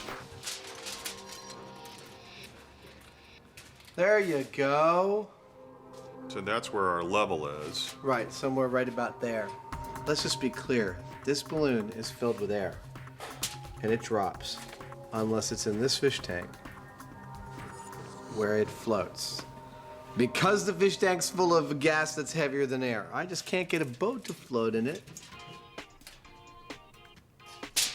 as pretty as it does in the video. One after another, these tinfoil Titanics are launched, then lost at sea. Though the boys do seem to be dialing in on the boat design. Dude, that is so almost cool. Here's hoping it's last time lucky. Jamie? It worked. They've almost duplicated what they saw on the internet. Now Jamie has the honor of flooding the boat with invisible water. Yeah, I can see it pouring out, man. That's so cool. Jamie double dips, and that's all it takes to sink the cynicism surrounding this oddly transparent viral video. Oh, it's going down. Oh, down to the bottom of an invisible sea. Well, like they say, whatever floats your boat. And in this case, it's sulfur hexafluoride. Because just like a boat on the water, when you put a boat on sulfur hexafluoride, because it's heavier than air, the boat floats. Even though it was a gas, the myth of invisible water turned out to be true. But that's not true of every viral video. And to show how easy it is to post a fake experiment, we put this clip on YouTube around the time we filmed this show. Adam unscrambles a Rubik's Cube with his feet, while Jamie does it blindfolded. It looks convincing as they both solve the puzzle, and this was watched by tens of thousands of people. You want to know how it's done? Because while it looks like we started with one of these and ended up with one of these, in fact, the reverse is true. We started with the solved cube and mixed it up and just ran the footage backwards. For a little added realism, if you look carefully, you'll see our researcher John Hunt walking through the frame. In fact, he was walking backwards. So remember, don't believe everything you see on the internet.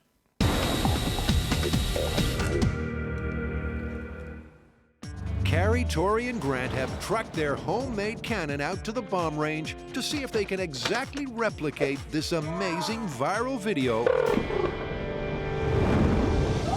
with nothing more than sawdust, air, and a flare. Now, we've seen a lot of really cool viral videos on the internet, but not all of them are 100% the truth. There's a lot of computer graphics. So for this to be confirmed, we need to be able to replicate that giant tower of fire that we saw on the internet video.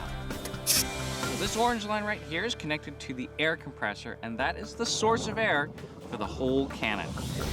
And hopefully, that'll be enough to create a huge sawdust plume. Their one and only test was underwhelming. That went pretty good.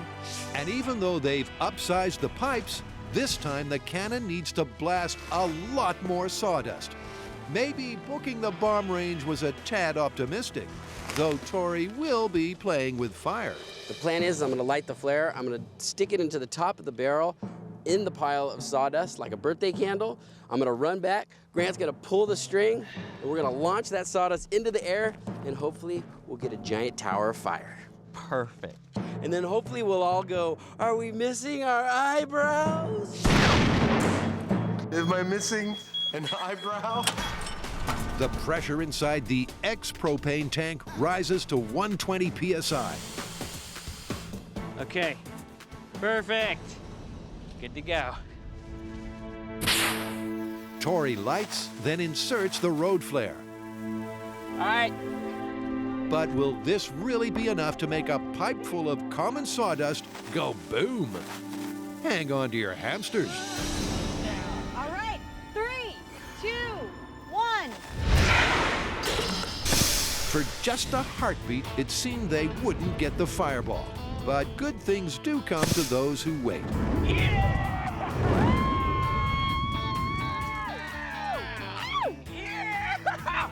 was so cool! Nice. Confirmed. Oh my God, that was the coolest thing I've ever seen. 3. It didn't look like it was gonna ignite, and then all of a sudden, boom! It went up. It was beautiful. And it's not just the flame and the size of the flame, but the sound. Whoa. It was amazing. And Carrie thought it was even better than the video. The sawdust went up with the flare, a mushroom cloud formed, and then the fire fell, and then you could see the flare falling to the ground. It was way cooler.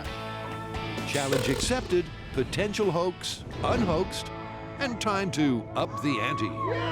So we made our cannon to the specs of the video, and it worked. Now it's time we ramp it up, and we make a giant cannon and see how big we can make the fire! Aside from the upscaled hardware, they plan to fool around with alternate ammunition. In one of those don't try this at home moments, Carrie tests the explosive potential of other fine-grained substances, like ordinary kitchen flour. That was good. Too true, but it gets even better. Next to trying non-dairy creamer, because I hear that's really flammable, and I want to see if that's going to make the biggest fireball of all. Non-dairy creamer. Millions would agree that going up in flames could be its finest moment. Non-dairy creamer, flame burns to my hand and into the cup. It's so flammable that there is a backdraft. So with the promise of a much bigger cannon and a deadly dose of mock milk powder, it looks like the sky's the limit. Now I want to ramp it up!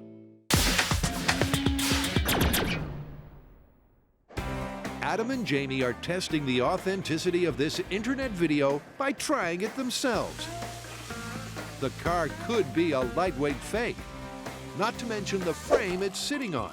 But Adam's rack is all that and more. This right here is one of the water jets of my completed water jet car lifting platform. I've got 10 of these babies on it. Starts out with a fire hose coupler right here, goes to normal NPT schedule 40, 45, and 90, out to a bowel reducer, and a water jet will be squirting out here. It's a slick piece of plumbing, and every bit as heavy as it looks.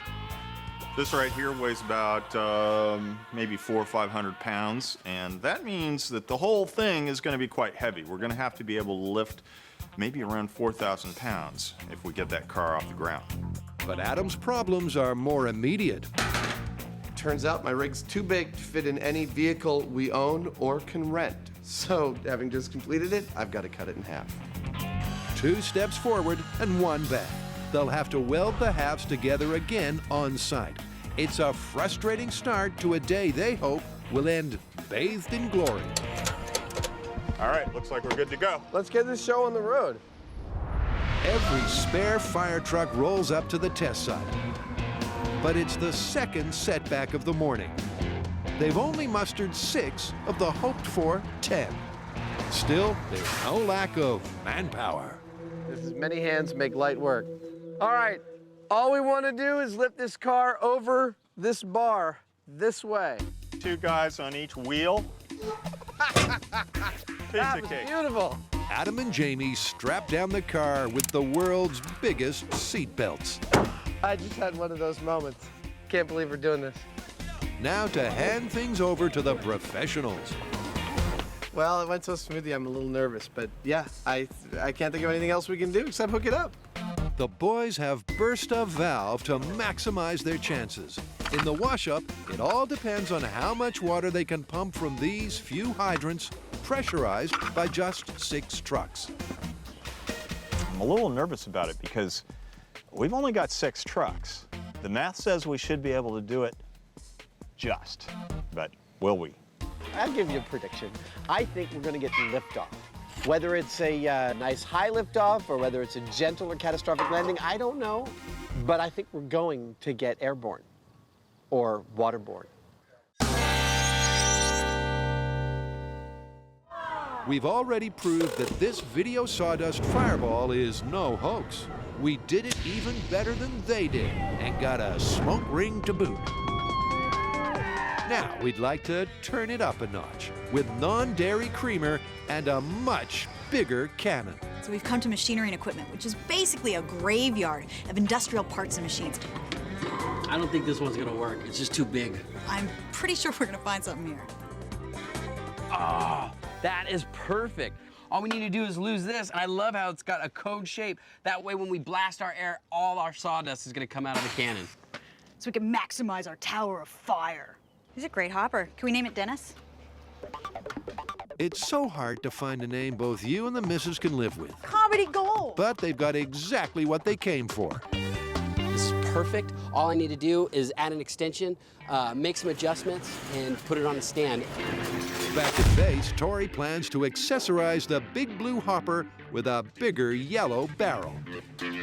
What I have here is a 55-gallon drum, and I'm gonna use this to extend my funnels. But what I need to do first is cut the bottom. No sooner said than done. Then Tori welds the drum tight to the hopper. They'll also need to use much bigger connecting pipes. That looks pretty good. And let's not forget to pack the combustibles. How big a cup of coffee do you think you need for 3,000 pounds of non-dairy creamer?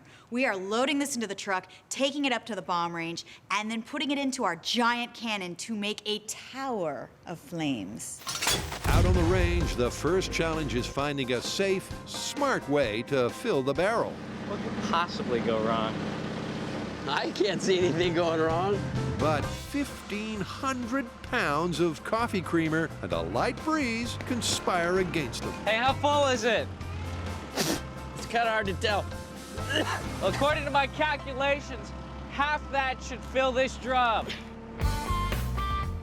This accident waiting to happen doesn't. Yeah, All right, yeah, I agree. we're good. I agree. All right, it's full. Back the creamer out. This time, the propulsion comes from Jamie's tried and tested air cannon rig. This was the powerhouse used to blast a cannonball, a baseball, and recently, raw steak. There's your problem. And the creamer cannon is bigger in every way. Then again, it has to lift 700 pounds of powder. So, what's going to happen? First of all, we know that the non-dairy creamer is much more reactive in air than the sawdust. Second, the orifice size is much larger on the non-dairy creamer cannon, 36 times the force. And on top of that, 20 times the air capacity. If everything goes right, and that stuff goes up in the air, and it actually ignites, we could set this whole hillside on fire. I'm either expecting to see a much bigger mushroom cloud of fire, or because it's heavier, we're gonna see bloop, and it's gonna catch on fire, and then we're gonna stand there and watch it burn out. Hopefully, choice A. Grant slowly builds the air pressure to 120. Good to go. Then Tori sets the spark. The mass of the creamer in relation to the volume of air is crucial. This could either be a blast or a burn. All right, fire this puppy up. All right, here we go. Non-dairy creamer cannon in 3, 2, 1.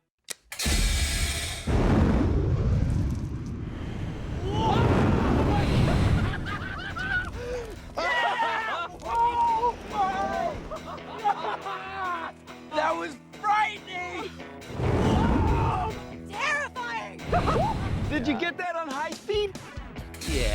did remember to push the on button on the off chance that this might be one of the biggest fireballs ever. This was frightening. I mean, seriously, there was a moment where I'm like, oh, crap. This was a bad idea. When you set off an explosion, you go click, boom. When you fire one of these cannons, you go click, and like, whoosh. It's not working. Oh my God, it's up! All I heard in my head was, run. And I started up the hill as fast as I could go. And I'm still on a little bit of an adrenaline buzz right now.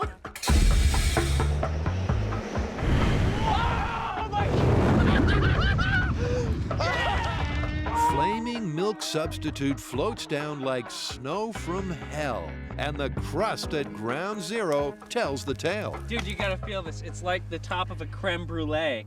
Oh my God. I think you need a new camera. Should we take that off? Is it still rolling? Oh, look at that. Oh, whoa! Whoa, it saved it!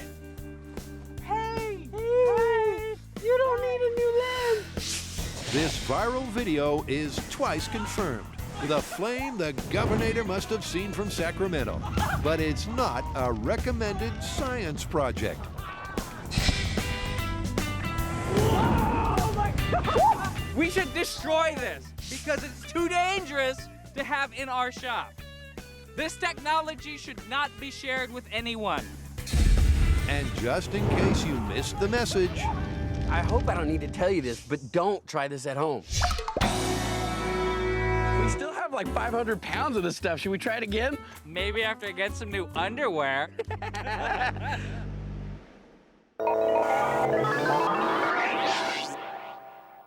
Welcome back. Here's where we stand. We had a video of some fire trucks using only the power of their hose pressure to lift a car. We figured out that one hose can easily lift over 400 pounds. There we go! We also made a scale model of this rig and figured out that this was actually pretty stable. Now we put it all together. We built a full-size car, a full-size rack of hoses, and we're about to try it for real. nice update. Now let's see if a full-size, full-weight car really can take flight. Dude, I can't believe it. 6 diesel engines kind of rumbling. The tension is mounting. Are you ready? I'm ready. Let's do it. I'm gonna get in position. Test number 1 starts with a standard hydrant pressure of 80 psi, which Jamie steadily raises 10 psi at a time. All right, all pumps up 10 psi. All pumps up 10 more psi. The car's not flying, All pumps up 10 more psi. and the water's a-wasted. So Jamie shuts her down. All pumps down, completely down. Okay, we're exceeding the amount of water flow for the system. Oh no. Yeah. Well, what if we remove a couple of the hoses, or just, don't power up with 2 of the hoses? Okay, why don't we try that? Maybe we'll get the lift still that we need. Because we need that pressure. Right, we need the pressure. With a fixed water supply, cutting 2 hoses will raise the pressure in the remaining 8. It's a question of finding the perfect balance. Removing a couple of the nozzles, that'll give us hopefully more pressure, less volume, and not put such a demand on the system. And we're also going to make it happen really quickly.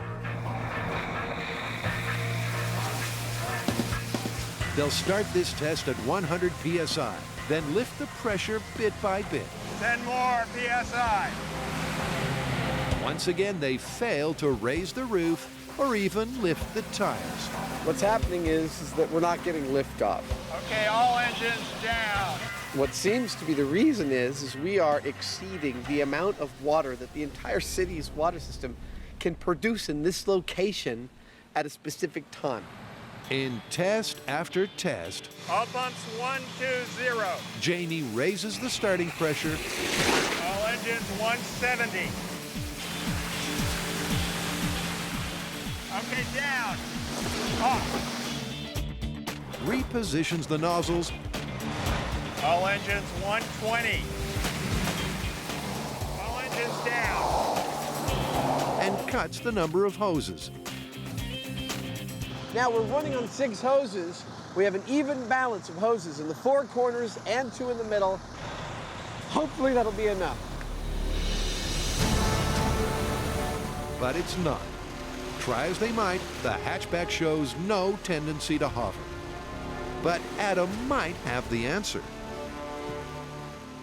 Now, see, the problem is we've got an engine. That's why we're not getting any movement. Well, let's get the engine out. All right, let's do it. In the video, you can't tell what's inside the car and what's not. As far as we know, we're doing what they did. There it comes. There's nothing in the video we saw that said that car had an engine. And we got to get liftoff before the end of the day. So we're lightening our load by a few hundred pounds.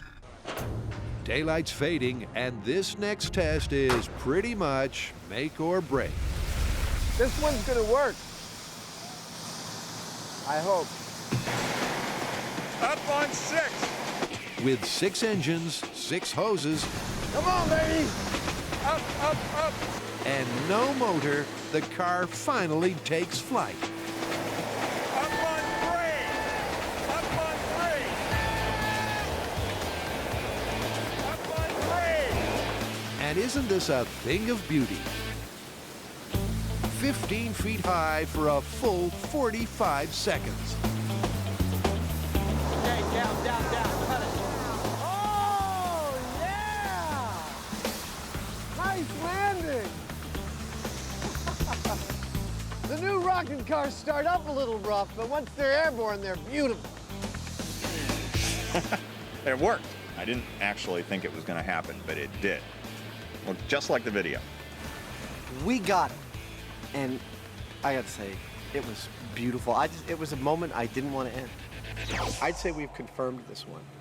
Confirmed it is. It was cool, though. It looked so unlikely, but these guys, whoever they are, seem to know their business. The video is verified. You know, of course, this makes me want to make a backpack. Of course it does. Or maybe like a hoverboard.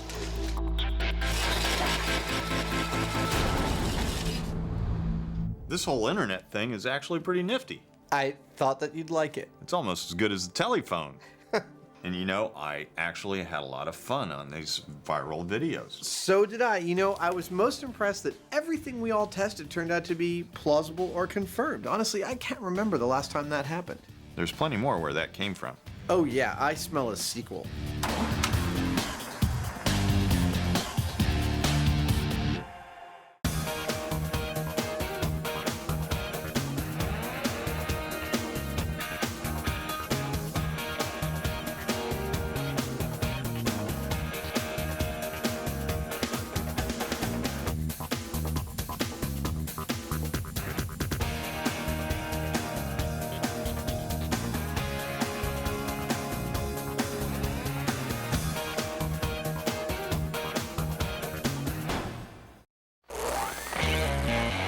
This episode of MythBusters. I'm gonna have to warn my mom before she watches this episode. Adam and Jamie face off in an epic battle of fire. That is insane. And ice. They want to test the viral video claim that a fire extinguisher can protect you from a flamethrower. I lived!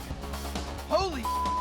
Then, in the desert, This is so cool. Cary Grant and Tori go high-tech Okay, helicopters in position and ready for the test. to take on a myth from the movie Body of Lies. Okay, I'm getting ready to get kidnapped. Using a car-induced dust cloud, can you really cloak your movements from a high-altitude spy drone?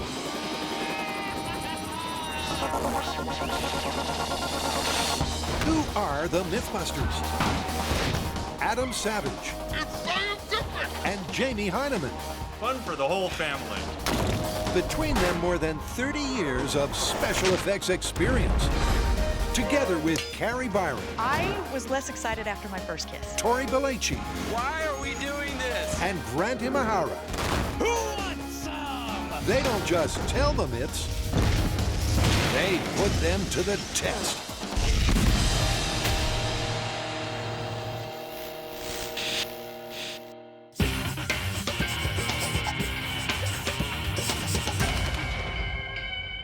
What's on the docket?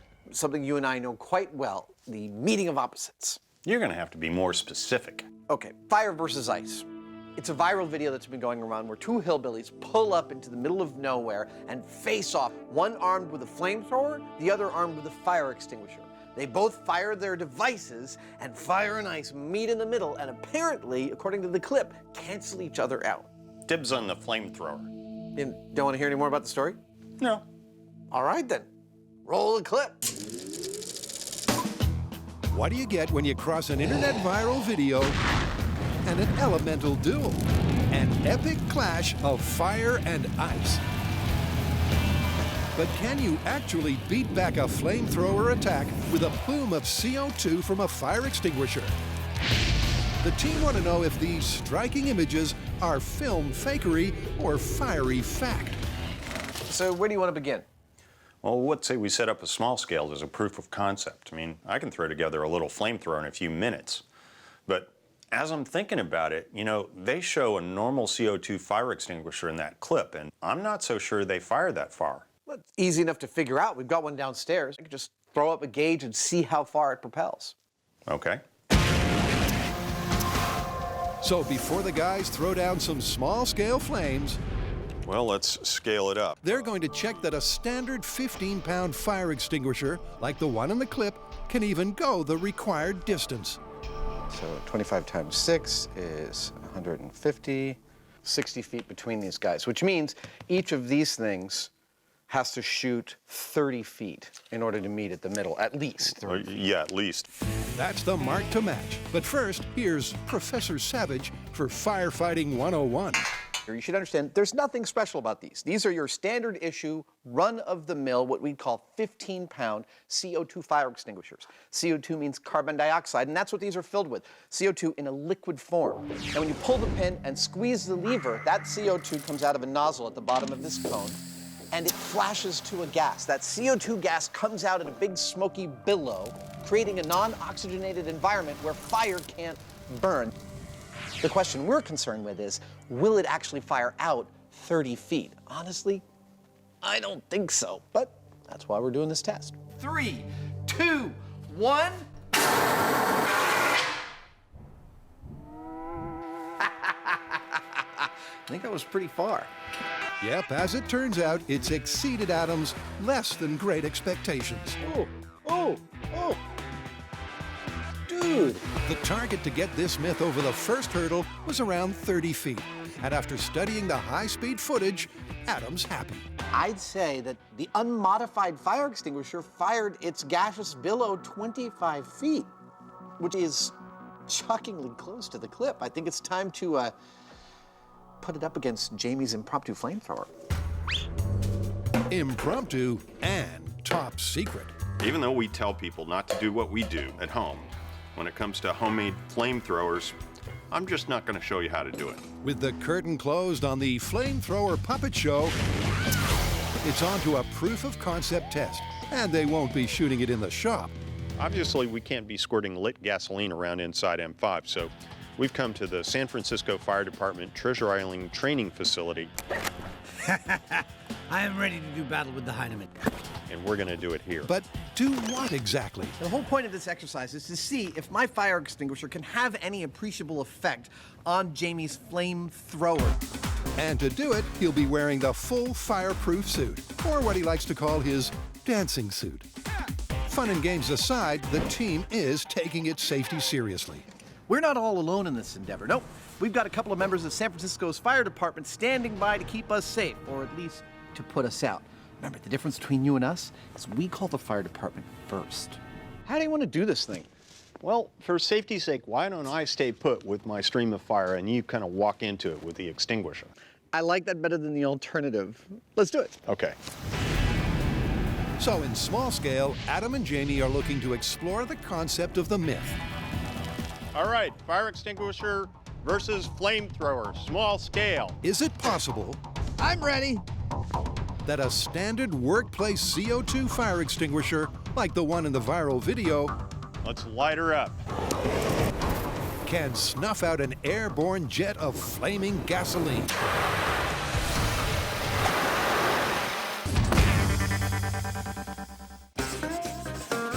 Next up, Tori, Grant, and Carrie kick up a dust storm for a kidnapping. All right, guys, what do we got? This one involves fast cars, dust storms, and spy drones. Are we testing the myth from the movie Body of Lies? Yes. Now, this is the one where Leonardo DiCaprio is getting kidnapped, but he's being monitored by a spy drone. Now, to fool the drone, his kidnappers show up in their cars, drive in a circle, create a dust storm, effectively blinding it. Ooh, this is gonna be awesome to test. It's a classic scene from the silver screen. In the movie Body of Lies, a band of highly organized SUV-driving bad guys kidnap our hero by cleverly cloaking their movements from a high-altitude spy drone with a dust cloud. But can a manufactured-by-motor dust storm really blind state-of-the-art military technology? No, my gut feeling is this could possibly work. I mean, have you ever driven on a dusty road behind somebody? The car in front of you disappears. Yeah, but that's when you're enveloped in dust. This myth is about someone observing from above the dust cloud. I think the good news is we don't need a spy drone. I think we could get the same kind of camera and mount it to something else in the air, like a helicopter. All right, well, sounds like all we need now is a dusty location, some SUVs, and a target to kidnap. Well, one more thing, you're totally blind when you're driving in a dust storm, so maybe we need to come up with some sort of system for driving in a circle without actually being able to see. Yeah, I guess driving blind could be disastrous. Correct. By the time the team takes this test to the desert, they'll require military-like precision and planning to safely carry out the dangerous driving. So, before that, a brainstorm to create a safe sandstorm. Here's some of the challenges I see. We are going to be driving in a circle with 4 cars at speed with basically 0 visibility. So we're gonna need something to guide us. And I was thinking maybe like rumble strips or some of these lights to keep us safe. What if we had a ring of cone? All right, and you have like a stick on your car that as you drive along, you know that you're staying on your course in that circle. Why don't we go out to the EVOT course and try out some of these methods? So it's a trip to the Emergency Vehicle Operations course. Let's have some fun! Where Grant and Tori will test the safety precautions necessary to pull off the semi-blind driving the myth requires. It's going to require laser-sharp concentration. Sorry. Oh, no. Grant didn't get the laser-sharp concentration memo. We haven't even started, and it's a lot more dangerous than we thought. I don't know if Grant should be one of the drivers. Maybe he should be the guy that gets kidnapped. With that little snafu out of the way, the team gets down to work. Now, essentially what we're doing is creating a dust storm, which means limited visibility. And since we don't want to crash into each other, we're instituting a number of safety procedures. Every car will be outfitted with a strobe light. It's got a portable rumble strip in the form of this chain. We'll lay this out along the perimeter, and that will tell us when we're on path. And we're gonna take these delineators and create a giant circle that the cars can follow. And we're gonna have a slapstick on the front of the car, so when the car passes by, it hits it, letting the driver know that he's still on track. It's kind of like a giant wheel of fortune. And because we don't have our own dust storm, we're gonna create our own dust storm with this opaque paper. Ready for a dust storm? Bye-bye. What could possibly go wrong? With the paper supposedly simulating the visibility of a dust storm, I'm ready. And one fender bender already under their belt, the team starts slow and careful. All right, let's start at 5 miles an hour and move up to 10 miles an hour. In 3, 2, 1, drive. With just 2 drivers and not the full set of 4, the question is, can they drive nearly blind and in a tight circle safely? You're way off course, now stop. The answer would appear to be no. No, they can't. Where the hell am I?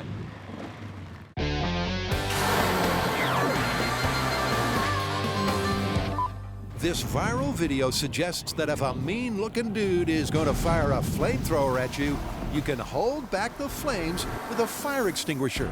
Apparently, the cloud of CO2 will balance out the burning gasoline by meeting it in the middle. I'm ready. First up, though... Okay, bring it in. Adam and Jamie want to know how it'll go with a more modest-sized flamethrower. Yeah! That worked! It certainly put out Jamie's fire, but it wasn't an unqualified success. It seems my effective distance is really about this distance, not like a full 20 feet. Yeah, that's interesting. It seems that there has to be absolutely complete coverage of the CO2 or it's going to continue to burn. Something the thermal imaging camera backs up. The cold jet of CO2 only becomes truly effective at close range. That's a problem, because the myth would have us believe it can hold back a full-sized flamethrower 25 feet away. And a close look at the high speed confirms the poor result in terms of distance. Okay, I'm definitely pushing the flame back, and here at just under 10 feet, I think I'm about to put it, there it is, I put it out. But you had to almost be covering me with the CO2 for it to go out, and in the clip. They're 60 feet apart, so I absolutely need to beef that thing up. The main thing I learned from this test is that even with our small-scale flame, a relatively anemic flame, Adam had to be pretty much right on it with the fire extinguisher for him to be able to put it out. That worked! Yep, based on the results so far, the team believes the standard extinguisher used in the clip will have no chance. And if that's the case, in the main test, Adam wants a backup to ramp it up. So he'll be making a second extinguisher with extensive modifications and using the force. Here's what's happening. I clearly need more power. I'm going to start this experiment process by measuring the 15-pound fire extinguisher using my pressure swingometer. And I'm going to be comparing that against all my subsequent measurements from all the modifications that I'm going to make. It might seem that what's happening here is a meeting of opposites, the fire and the thing that puts out the fire. But in fact, it's actually just about force. The fire is pushing forward with a force, and I need to meet that with an equal and opposite force. I don't need a white, billowy cloud going to 25 feet. I need to push the fire back from 25 feet. So I'm going to start by increasing the size of my extinguisher. I'm going to go from 15 pounds to 50 pounds. Then, with a few modifications, we'll see if I can get that pressure wave extending out almost 25 feet. Go. While Adam looks to beef up his blast, Jamie invites his inner pyromaniac to the party by making a military-grade flamethrower. My task now is to make an honest-to-goodness flamethrower. That's going to be the manifold, and given that we're using high pressures, flammable fluids, and they're lit, I need to make sure that whatever I'm using is really sturdy. With that in mind, I'm going to use these air tanks. They're made for thousands of PSI, so given that we're only going to be putting hundreds of PSI in them, I figure they'll be plenty safe for us to use. The air tanks will contain the fuel. But as for the details on the rest, well, we can't show you that. Seriously, this thing right here is in a league of its own. It's 100% illegal. We were able to do it only under the direct supervision of a number of different governmental agencies, and let me tell you, it was an ordeal. So, don't even think about it. Which gives you an idea of what Adam is up against. And after toying with a variety of nozzles, outlets, and tubing, he decides H2O is the way to go in order to tackle Jamie's supersized sizzler. Try it out. Next, I'm going to try and add more material to the CO2 stream to try and get more force. I want to push back this fire, and that's where this comes in. It's a pressurized container full of water that I'm going to feed through this tube into a nozzle on the side of this nozzle. Looks very much like this. Water comes in here, CO2 comes out here. Hopefully, what ends up coming out of the business end of this cone has a lot more force behind it.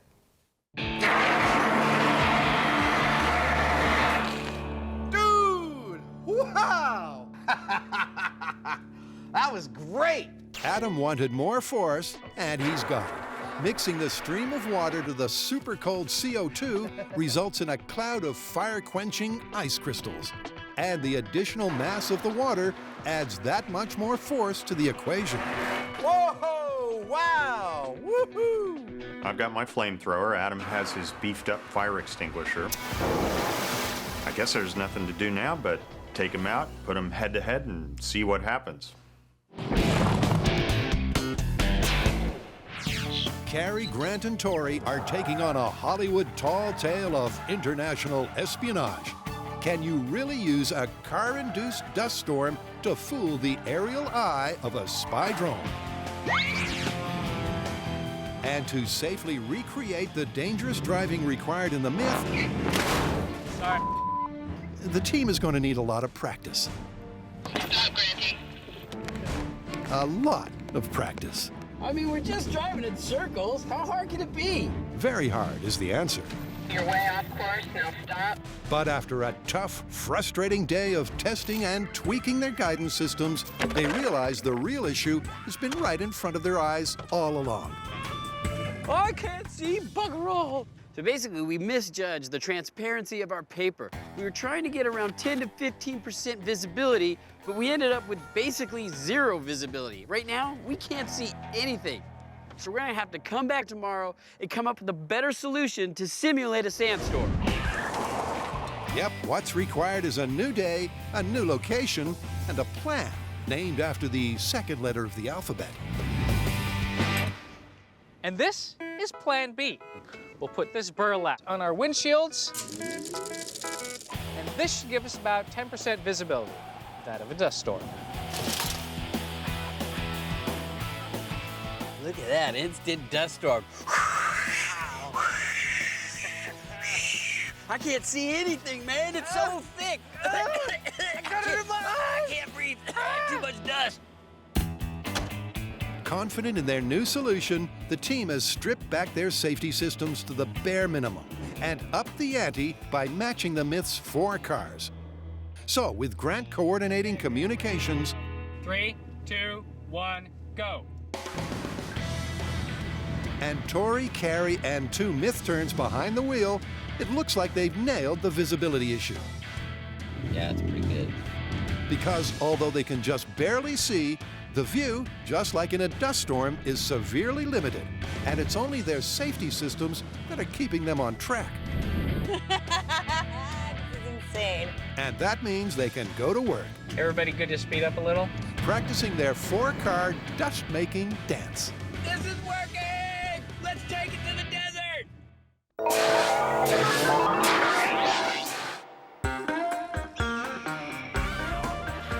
Adam and Jamie are about to turn up the heat.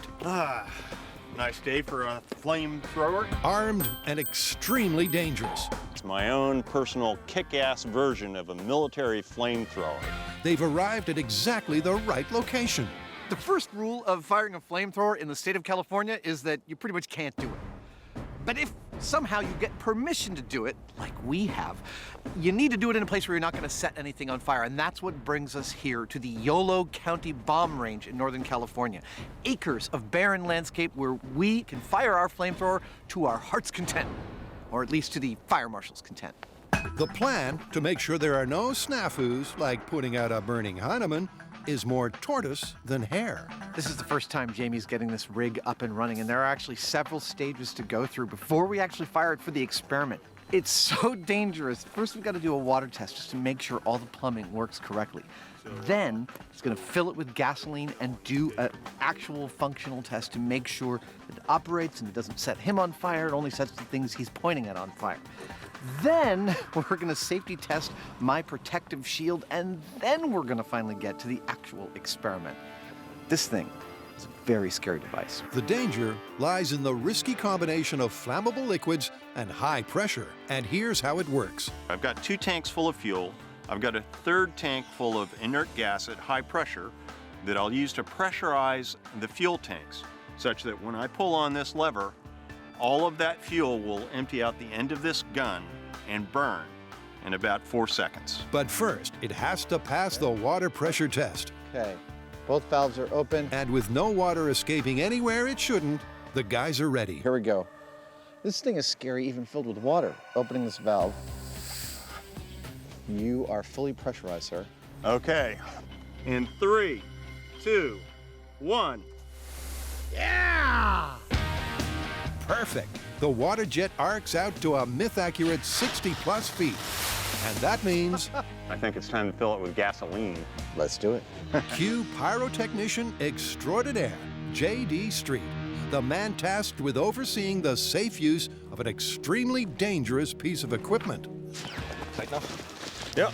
And with the tanks now filled with gasoline, Secondary valve opening up. Adam and Jamie Safety's off. get set for the first live lit test. You're open. The gun is hot, the pressure on. It's time to let rip. First flame test in 3, 2, 1. Oh, wow! Dude!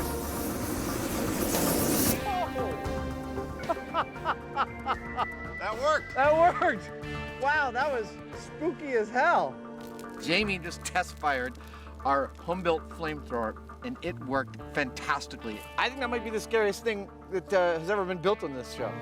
It's right up there. It looked to spray a wand of hot death between 60 and 80 feet, which is exactly where we wanted it to be. Oh! The stream of burning gasoline successfully matches the mythical clip for distance and volume. But for the test itself, Adam will have to stand in the line of fire, literally. To do that, he's going to use a safe house. And here's one he prepared earlier. Right here. Before we actually conduct the full-size experiment, we need to make sure that my shield here will actually do its job. I need to be able to stand in the path of this flamethrower and not get burnt. You ready? I'm ready. So, Jamie's going to point it right at this thing while there's no one behind it and fire it. And only if we determine that it will safely keep me from getting burnt are we going to use it. Glass house flame test in 3, 2, 1.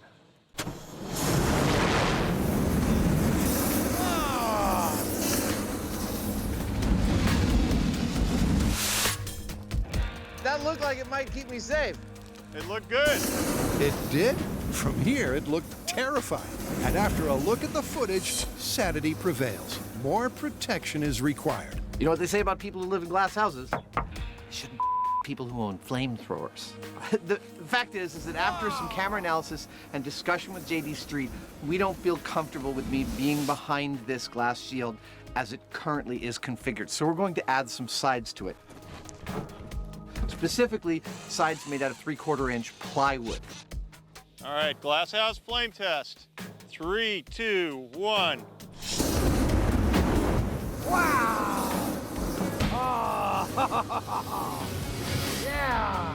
All right, I'm gonna put the house on. That worked, and with a small hole to poke his extinguisher nozzle out of, it'll be ready to go. Well, the device is working perfectly. The flame looks exactly like it does in the clip that we're trying to replicate. And the glass house seems to be holding up just fine, so I think Adam's going to be safe. I think that worked beautifully. Now all we got to do is wait for it to get dark. Jamie's not lying, because to match the mythical clip and face off with fire and ice, they need an atmospheric nighttime backdrop.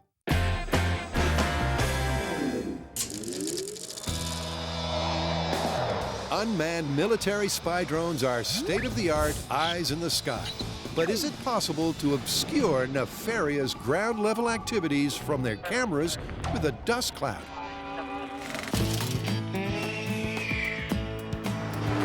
To find out, the team has decamped to a dramatic and cinematic deserted desert location. This is beautiful. And at first light, it's time for action. We've come out to the Black Rock Desert in Nevada so that we can test our body of lies myth. Now that's that you can hide from a drone in a dust storm. This should be the perfect location because it's entirely gypsum dust. So here's the setup. We're gonna create a giant ring out here in the desert similar to our practice run. All right, let's set it up. Drive around in a circle to create our dust storm. Carrie's gonna be our target. We're gonna be driving around her and creating as much dust as we can. When we get enough dust, we're gonna put her into one of the SUVs, and then all of them are gonna go in different directions. And I will spot from the helicopter and try and guess which of the cars the target is in. My feeling is, if we create enough dust, he's not gonna be able to tell. The circle is complete. So the first order of business for Tori and his team of drivers is a practice run to find out if the dust-making conditions are the same as in the movie. Let's see if we can kick up some dust. The drivers start off slow, using their high-visibility cones to stay on track. They build up speed. You can't tell, but I'm smiling right now. And the result, down here at ground level at least, is impressive. I think it's gonna work. The thick dust hanging in the air makes for tough driving conditions. Holy crap, look at how hard it is to see. And it looks just like the mythical movie scene. But the true test will come once Grant gets an aerial perspective. So we are not using a spy drone in this myth. We're using a helicopter. We've got the same type of camera, the same lens, and we're gonna set up the same framing for judging this dust cloud.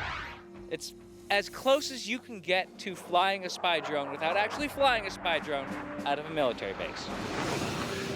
All right, I'm ready to be the kidnapped target in this dust storm. Now, unlike the movie, I'm actually going to be in this car here. This is for my protection because, let's face it, 4 cars going around in circles in a practically blind dust storm just doesn't seem like a good place to be standing around. And that means it's go time. Grant Eye in the Sky Imahara establishes a high-altitude vantage point. Okay, we are in position and ready to begin the test. Just like the movie, lead driver Tori and his 3 accomplices surround kidnapping target Carrie. We're starting test 1 for our body of lies target acquisition. And increase the speed of their circling, attempting to mask their actions from Grant with a dust cloud. Will it work? We're starting to get a really good dust cloud. From the ground, it looks good. This is working really well. And as the dust cloud rises, from the drone camera's point of view, it also looks promising. They're doing a pretty good job of getting the dust going. When the team on the ground decide the dust cloud thickness is at its apex, they decide to go for it. Okay, I'm getting ready to get kidnapped. With swift military-like precision, one of the cars pulls out of the circle and alongside Carrie. Here we go. All right, we got her. From the ground, as she jumps in, the scene is pretty much obscured. And then, just like the movie, the 4 cars speed off to all points of the compass. But was it a success? Was Grant and his high-tech drone camera fooled? All right, did you see me?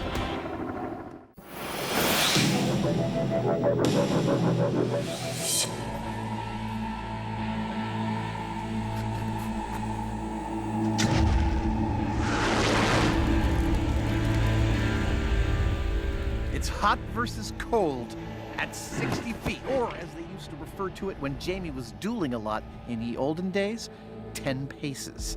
I will be armed with a 15-pound standard issue cone-tipped fire extinguisher. And I've got 4 gallons of high-pressure gasoline that's going to give me a good 60 feet. And if the clip is real, my white CO2 plume of smoke ought to meet his fireball somewhere in the middle.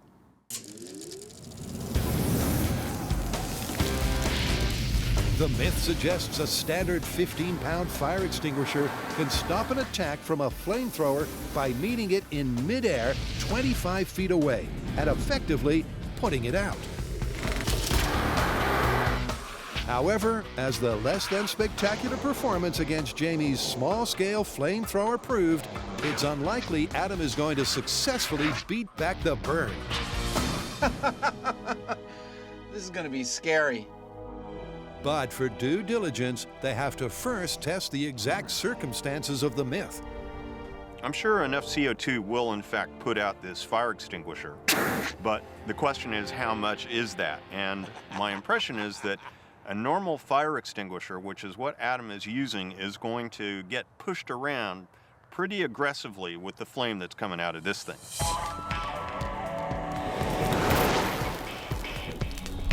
There's this funny thing about flamethrowers. You're not supposed to place yourself in their path, so we've taken every precaution.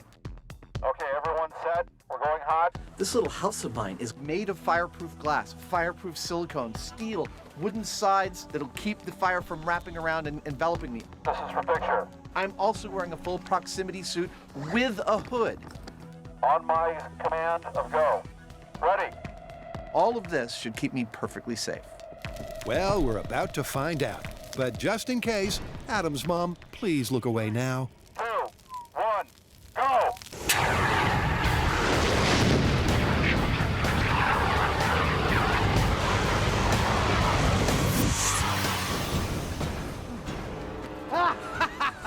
I lived!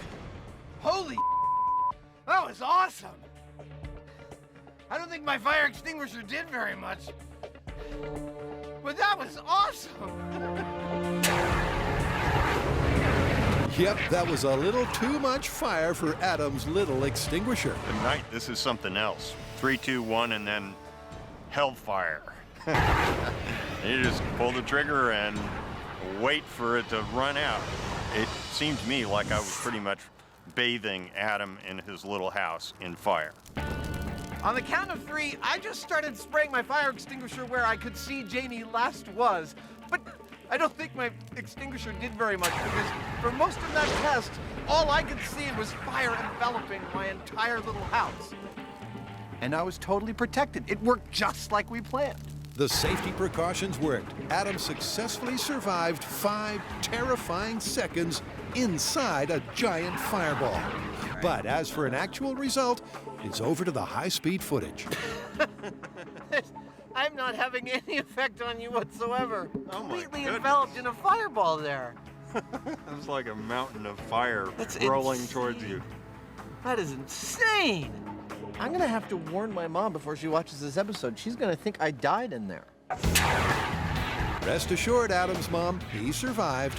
Unlike the myth, because Adam's standard 15-pound fire extinguisher didn't stand a chance. So the clip is pretty much busted, but remember, I suspected that it might not work, which is why I built this bad boy. It's got a 1500 PSI high-capacity ball valve water infeed to get the most amount of pressure and volume out of the CO2 cloud as I possibly can. I'm ready, Heinemann! In tests in the shop, I was able to have a significant amount of back pressure at 25 feet.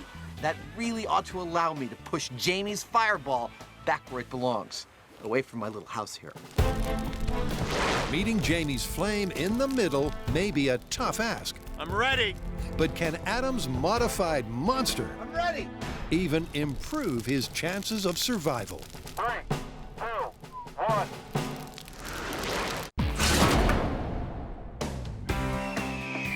This is so cool. We have our own helicopter. We got these vehicles. We're tearing up and down the desert, creating dust clouds, trying to hide Carrie from the cameras in the sky. I mean, I feel like a big kid playing in a sandbox with all his toys. But with the dust settling on test 1, did Tori and his toys manage to kidnap Carrie successfully? All right, did you see me? Did Grant spot which vehicle Carrie was smuggled into? It's the car that went toward our camp. Oh, you got me! Grant had it covered. In the key area, the center of the circle above Carrie, the dust cloud just wasn't thick enough to deceive the pin-sharp resolution of the military-grade camera. Which is bad news for the myth, but the team isn't done and dusted just yet. Now, if you look at the amount of dust that's being created by these SUVs, it looks like a lot, but from the air, it's a totally different story. It looks like a ring of dust, and in the middle is Carrie's car, which is still perfectly visible. So if Tori and Carrie are gonna get away with this kidnap, they're gonna have to come up with a different technique. All right, when we're making those donuts, Grant's having no problem seeing us. Yeah, we're not kicking up the dust that we see in the movie.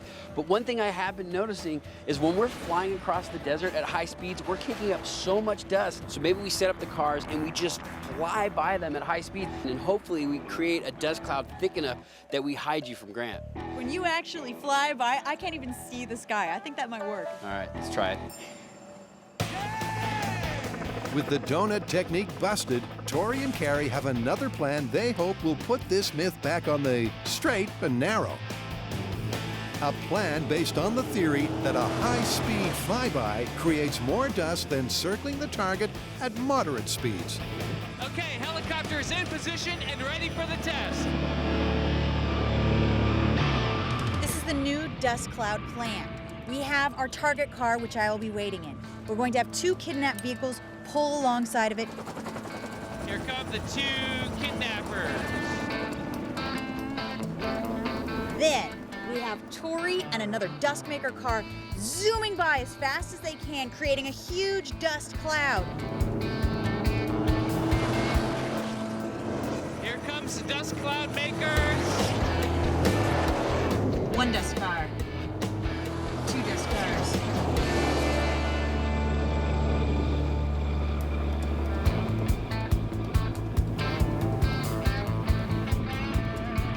Then Grant has to guess what vehicle I am in. And what do you know? I can't see anything. I cannot see anything. By driving past upwind at high speed, a thick cloud of dust perfectly obscures the scene of the kidnapping crime. Okay, they're all driving off. I don't know. I'm not sure. And Grant doesn't have a clue which car Carrie is in. We did it! Yeah! Okay, so the dust cloud that we were able to create actually made a canopy so that Grant could not find me. I don't know why I'm so happy. I've just been successfully kidnapped. I mean, Grant's supposed to save me. Dude, I thought that was totally gonna be busted, but it turns out you beat the video camera. Yeah, we beat the video camera. You know, that's what they had in the movie. But we know that those drones also have thermal cameras. Yeah, and they would have easily been able to switch over to the thermal camera and see the heat signature. I say we set this up again with the FLIR camera and see if we can hide the person with the dust cloud. All right, I'm ready for another shot. We'll see if we can fool you this time. Again. Now, so far, the myth that you can hide from a spy drone's video camera by creating a dust cloud is kind of a mixed bag. See, on the one hand, if you use the ring method like they do in the movie, that doesn't work at all. All right, did you see me? It's the car that went toward our camp. But if you use the method that we came up with, which is the high-speed flyby, that does work and is able to visually obscure you from the camera. I can't see anything. I cannot see anything. But we're not done yet, because it turns out these spy drones are equipped with another type of technology. Forward-looking infrared cameras. These pick up heat signatures. They should have no problem picking out a warm body, even if it's obscured by a dust cloud. There's nowhere to hide now. Grant's right to be confident. Unmanned drones are regularly used on search and rescue missions, and they're duly equipped with state-of-the-art camera technology, including thermal imaging, to find and locate human heat signatures. And that means to beat Grant, Okay, helicopter is in position and ready to go.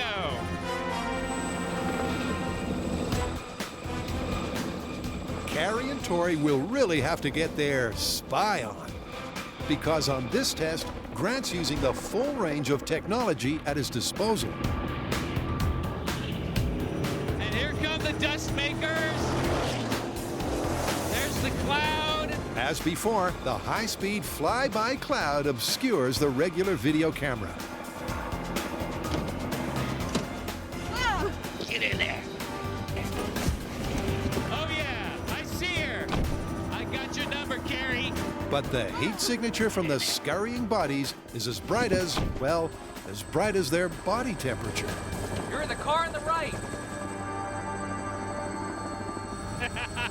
There's no escaping the flare. It was really a game changer. Whereas they were obscured visually with the dust, with the FLIR camera, I could see right through that. I could see like little white dots walking between vehicles. So that made it really easy to pick out where Carrie went.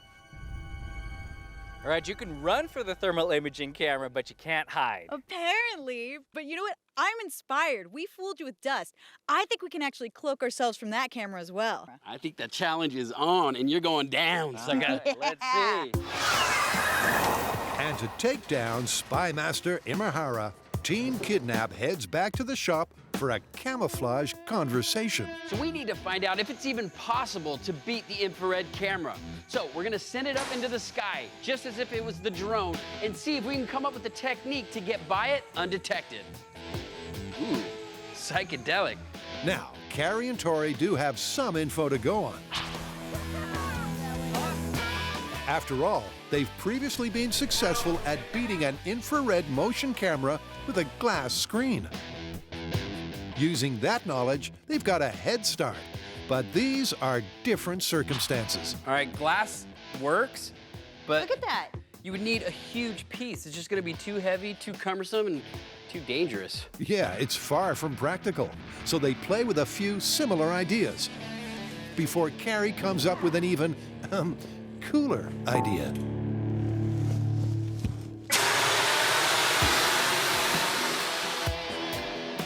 Oh my God. That makes a huge cloud above you. You can't see anything. The whole thing turns black.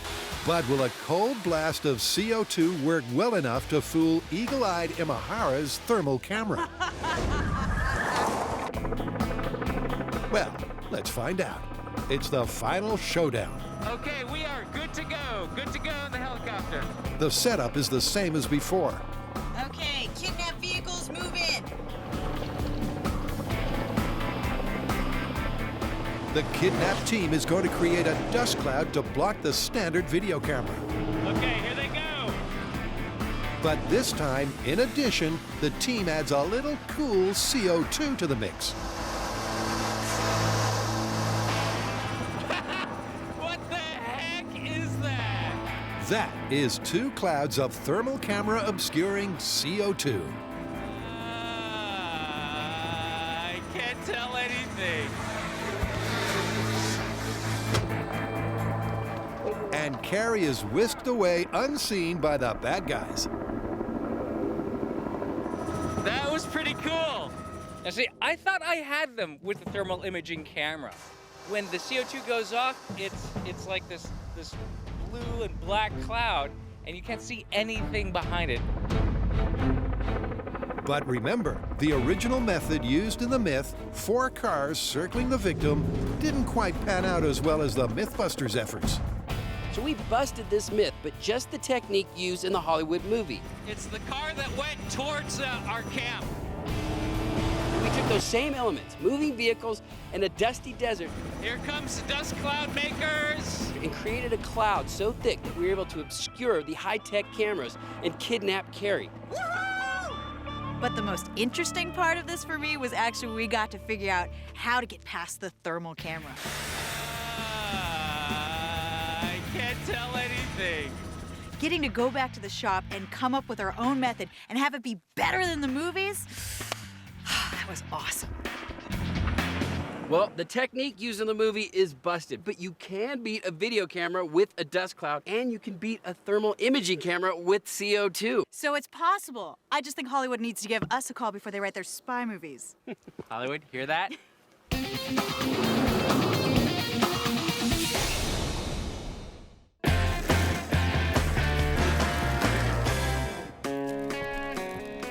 Adam is about to face off against Jamie's supersized Sizzler with his beefed-up extinguisher.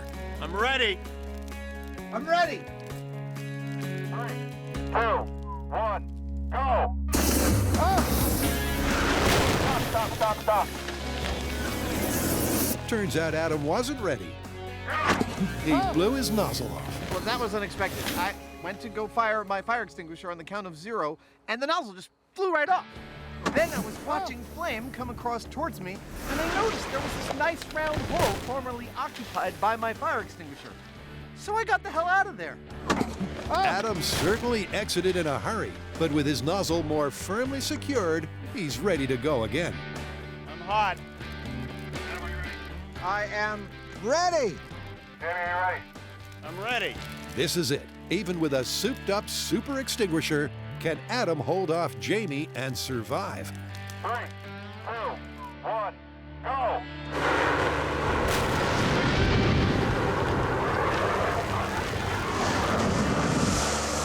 It's difficult to tell during the chaos, but for a moment, Adam's powerful blast of ice crystals does seem to push back the tide of flames. I think I got him! Adam clearly thinks so, but to see for sure, it's over to the super slow-mo. This time, Adam is actually making an impression. He may not have matched the mythical clip and met the flames in the middle. Oh, look at that! Oh, that's beautiful. But he's certainly holding them off and preventing them from engulfing the safe house. It almost reached you. Wow! It wasn't exactly like it was in the clip. No, oh man, look at that! I am totally beating back the fire. It's definitely not meeting in the middle, but I am successfully pushing back your flamethrower. You're just sneaking through by a hair, but you're holding me off. That is incredible. Woo! I feel really good. Jamie has spent literally weeks obsessed with this flamethrower, and I have run my fire extinguisher and its various iterations through like probably 20 to 30 separate tests in the shop. And it all came down to my 50-pounder actually pushing back Jamie's fireball. The first try was no competition. That flame just completely enveloped the extinguisher, the house that it was inside, and everything. It was no contest. The second time was a little different. He actually held me off. How do you want to call it? Unfortunately, we gotta say it's busted. I mean, the 15-pound fire extinguisher was absolutely no match at all for your flamethrower. Even the heavy-duty one that you put together just barely held me off, but it didn't look anything like the clip. Nah, this one's totally busted. Yep. Busted, but awesome.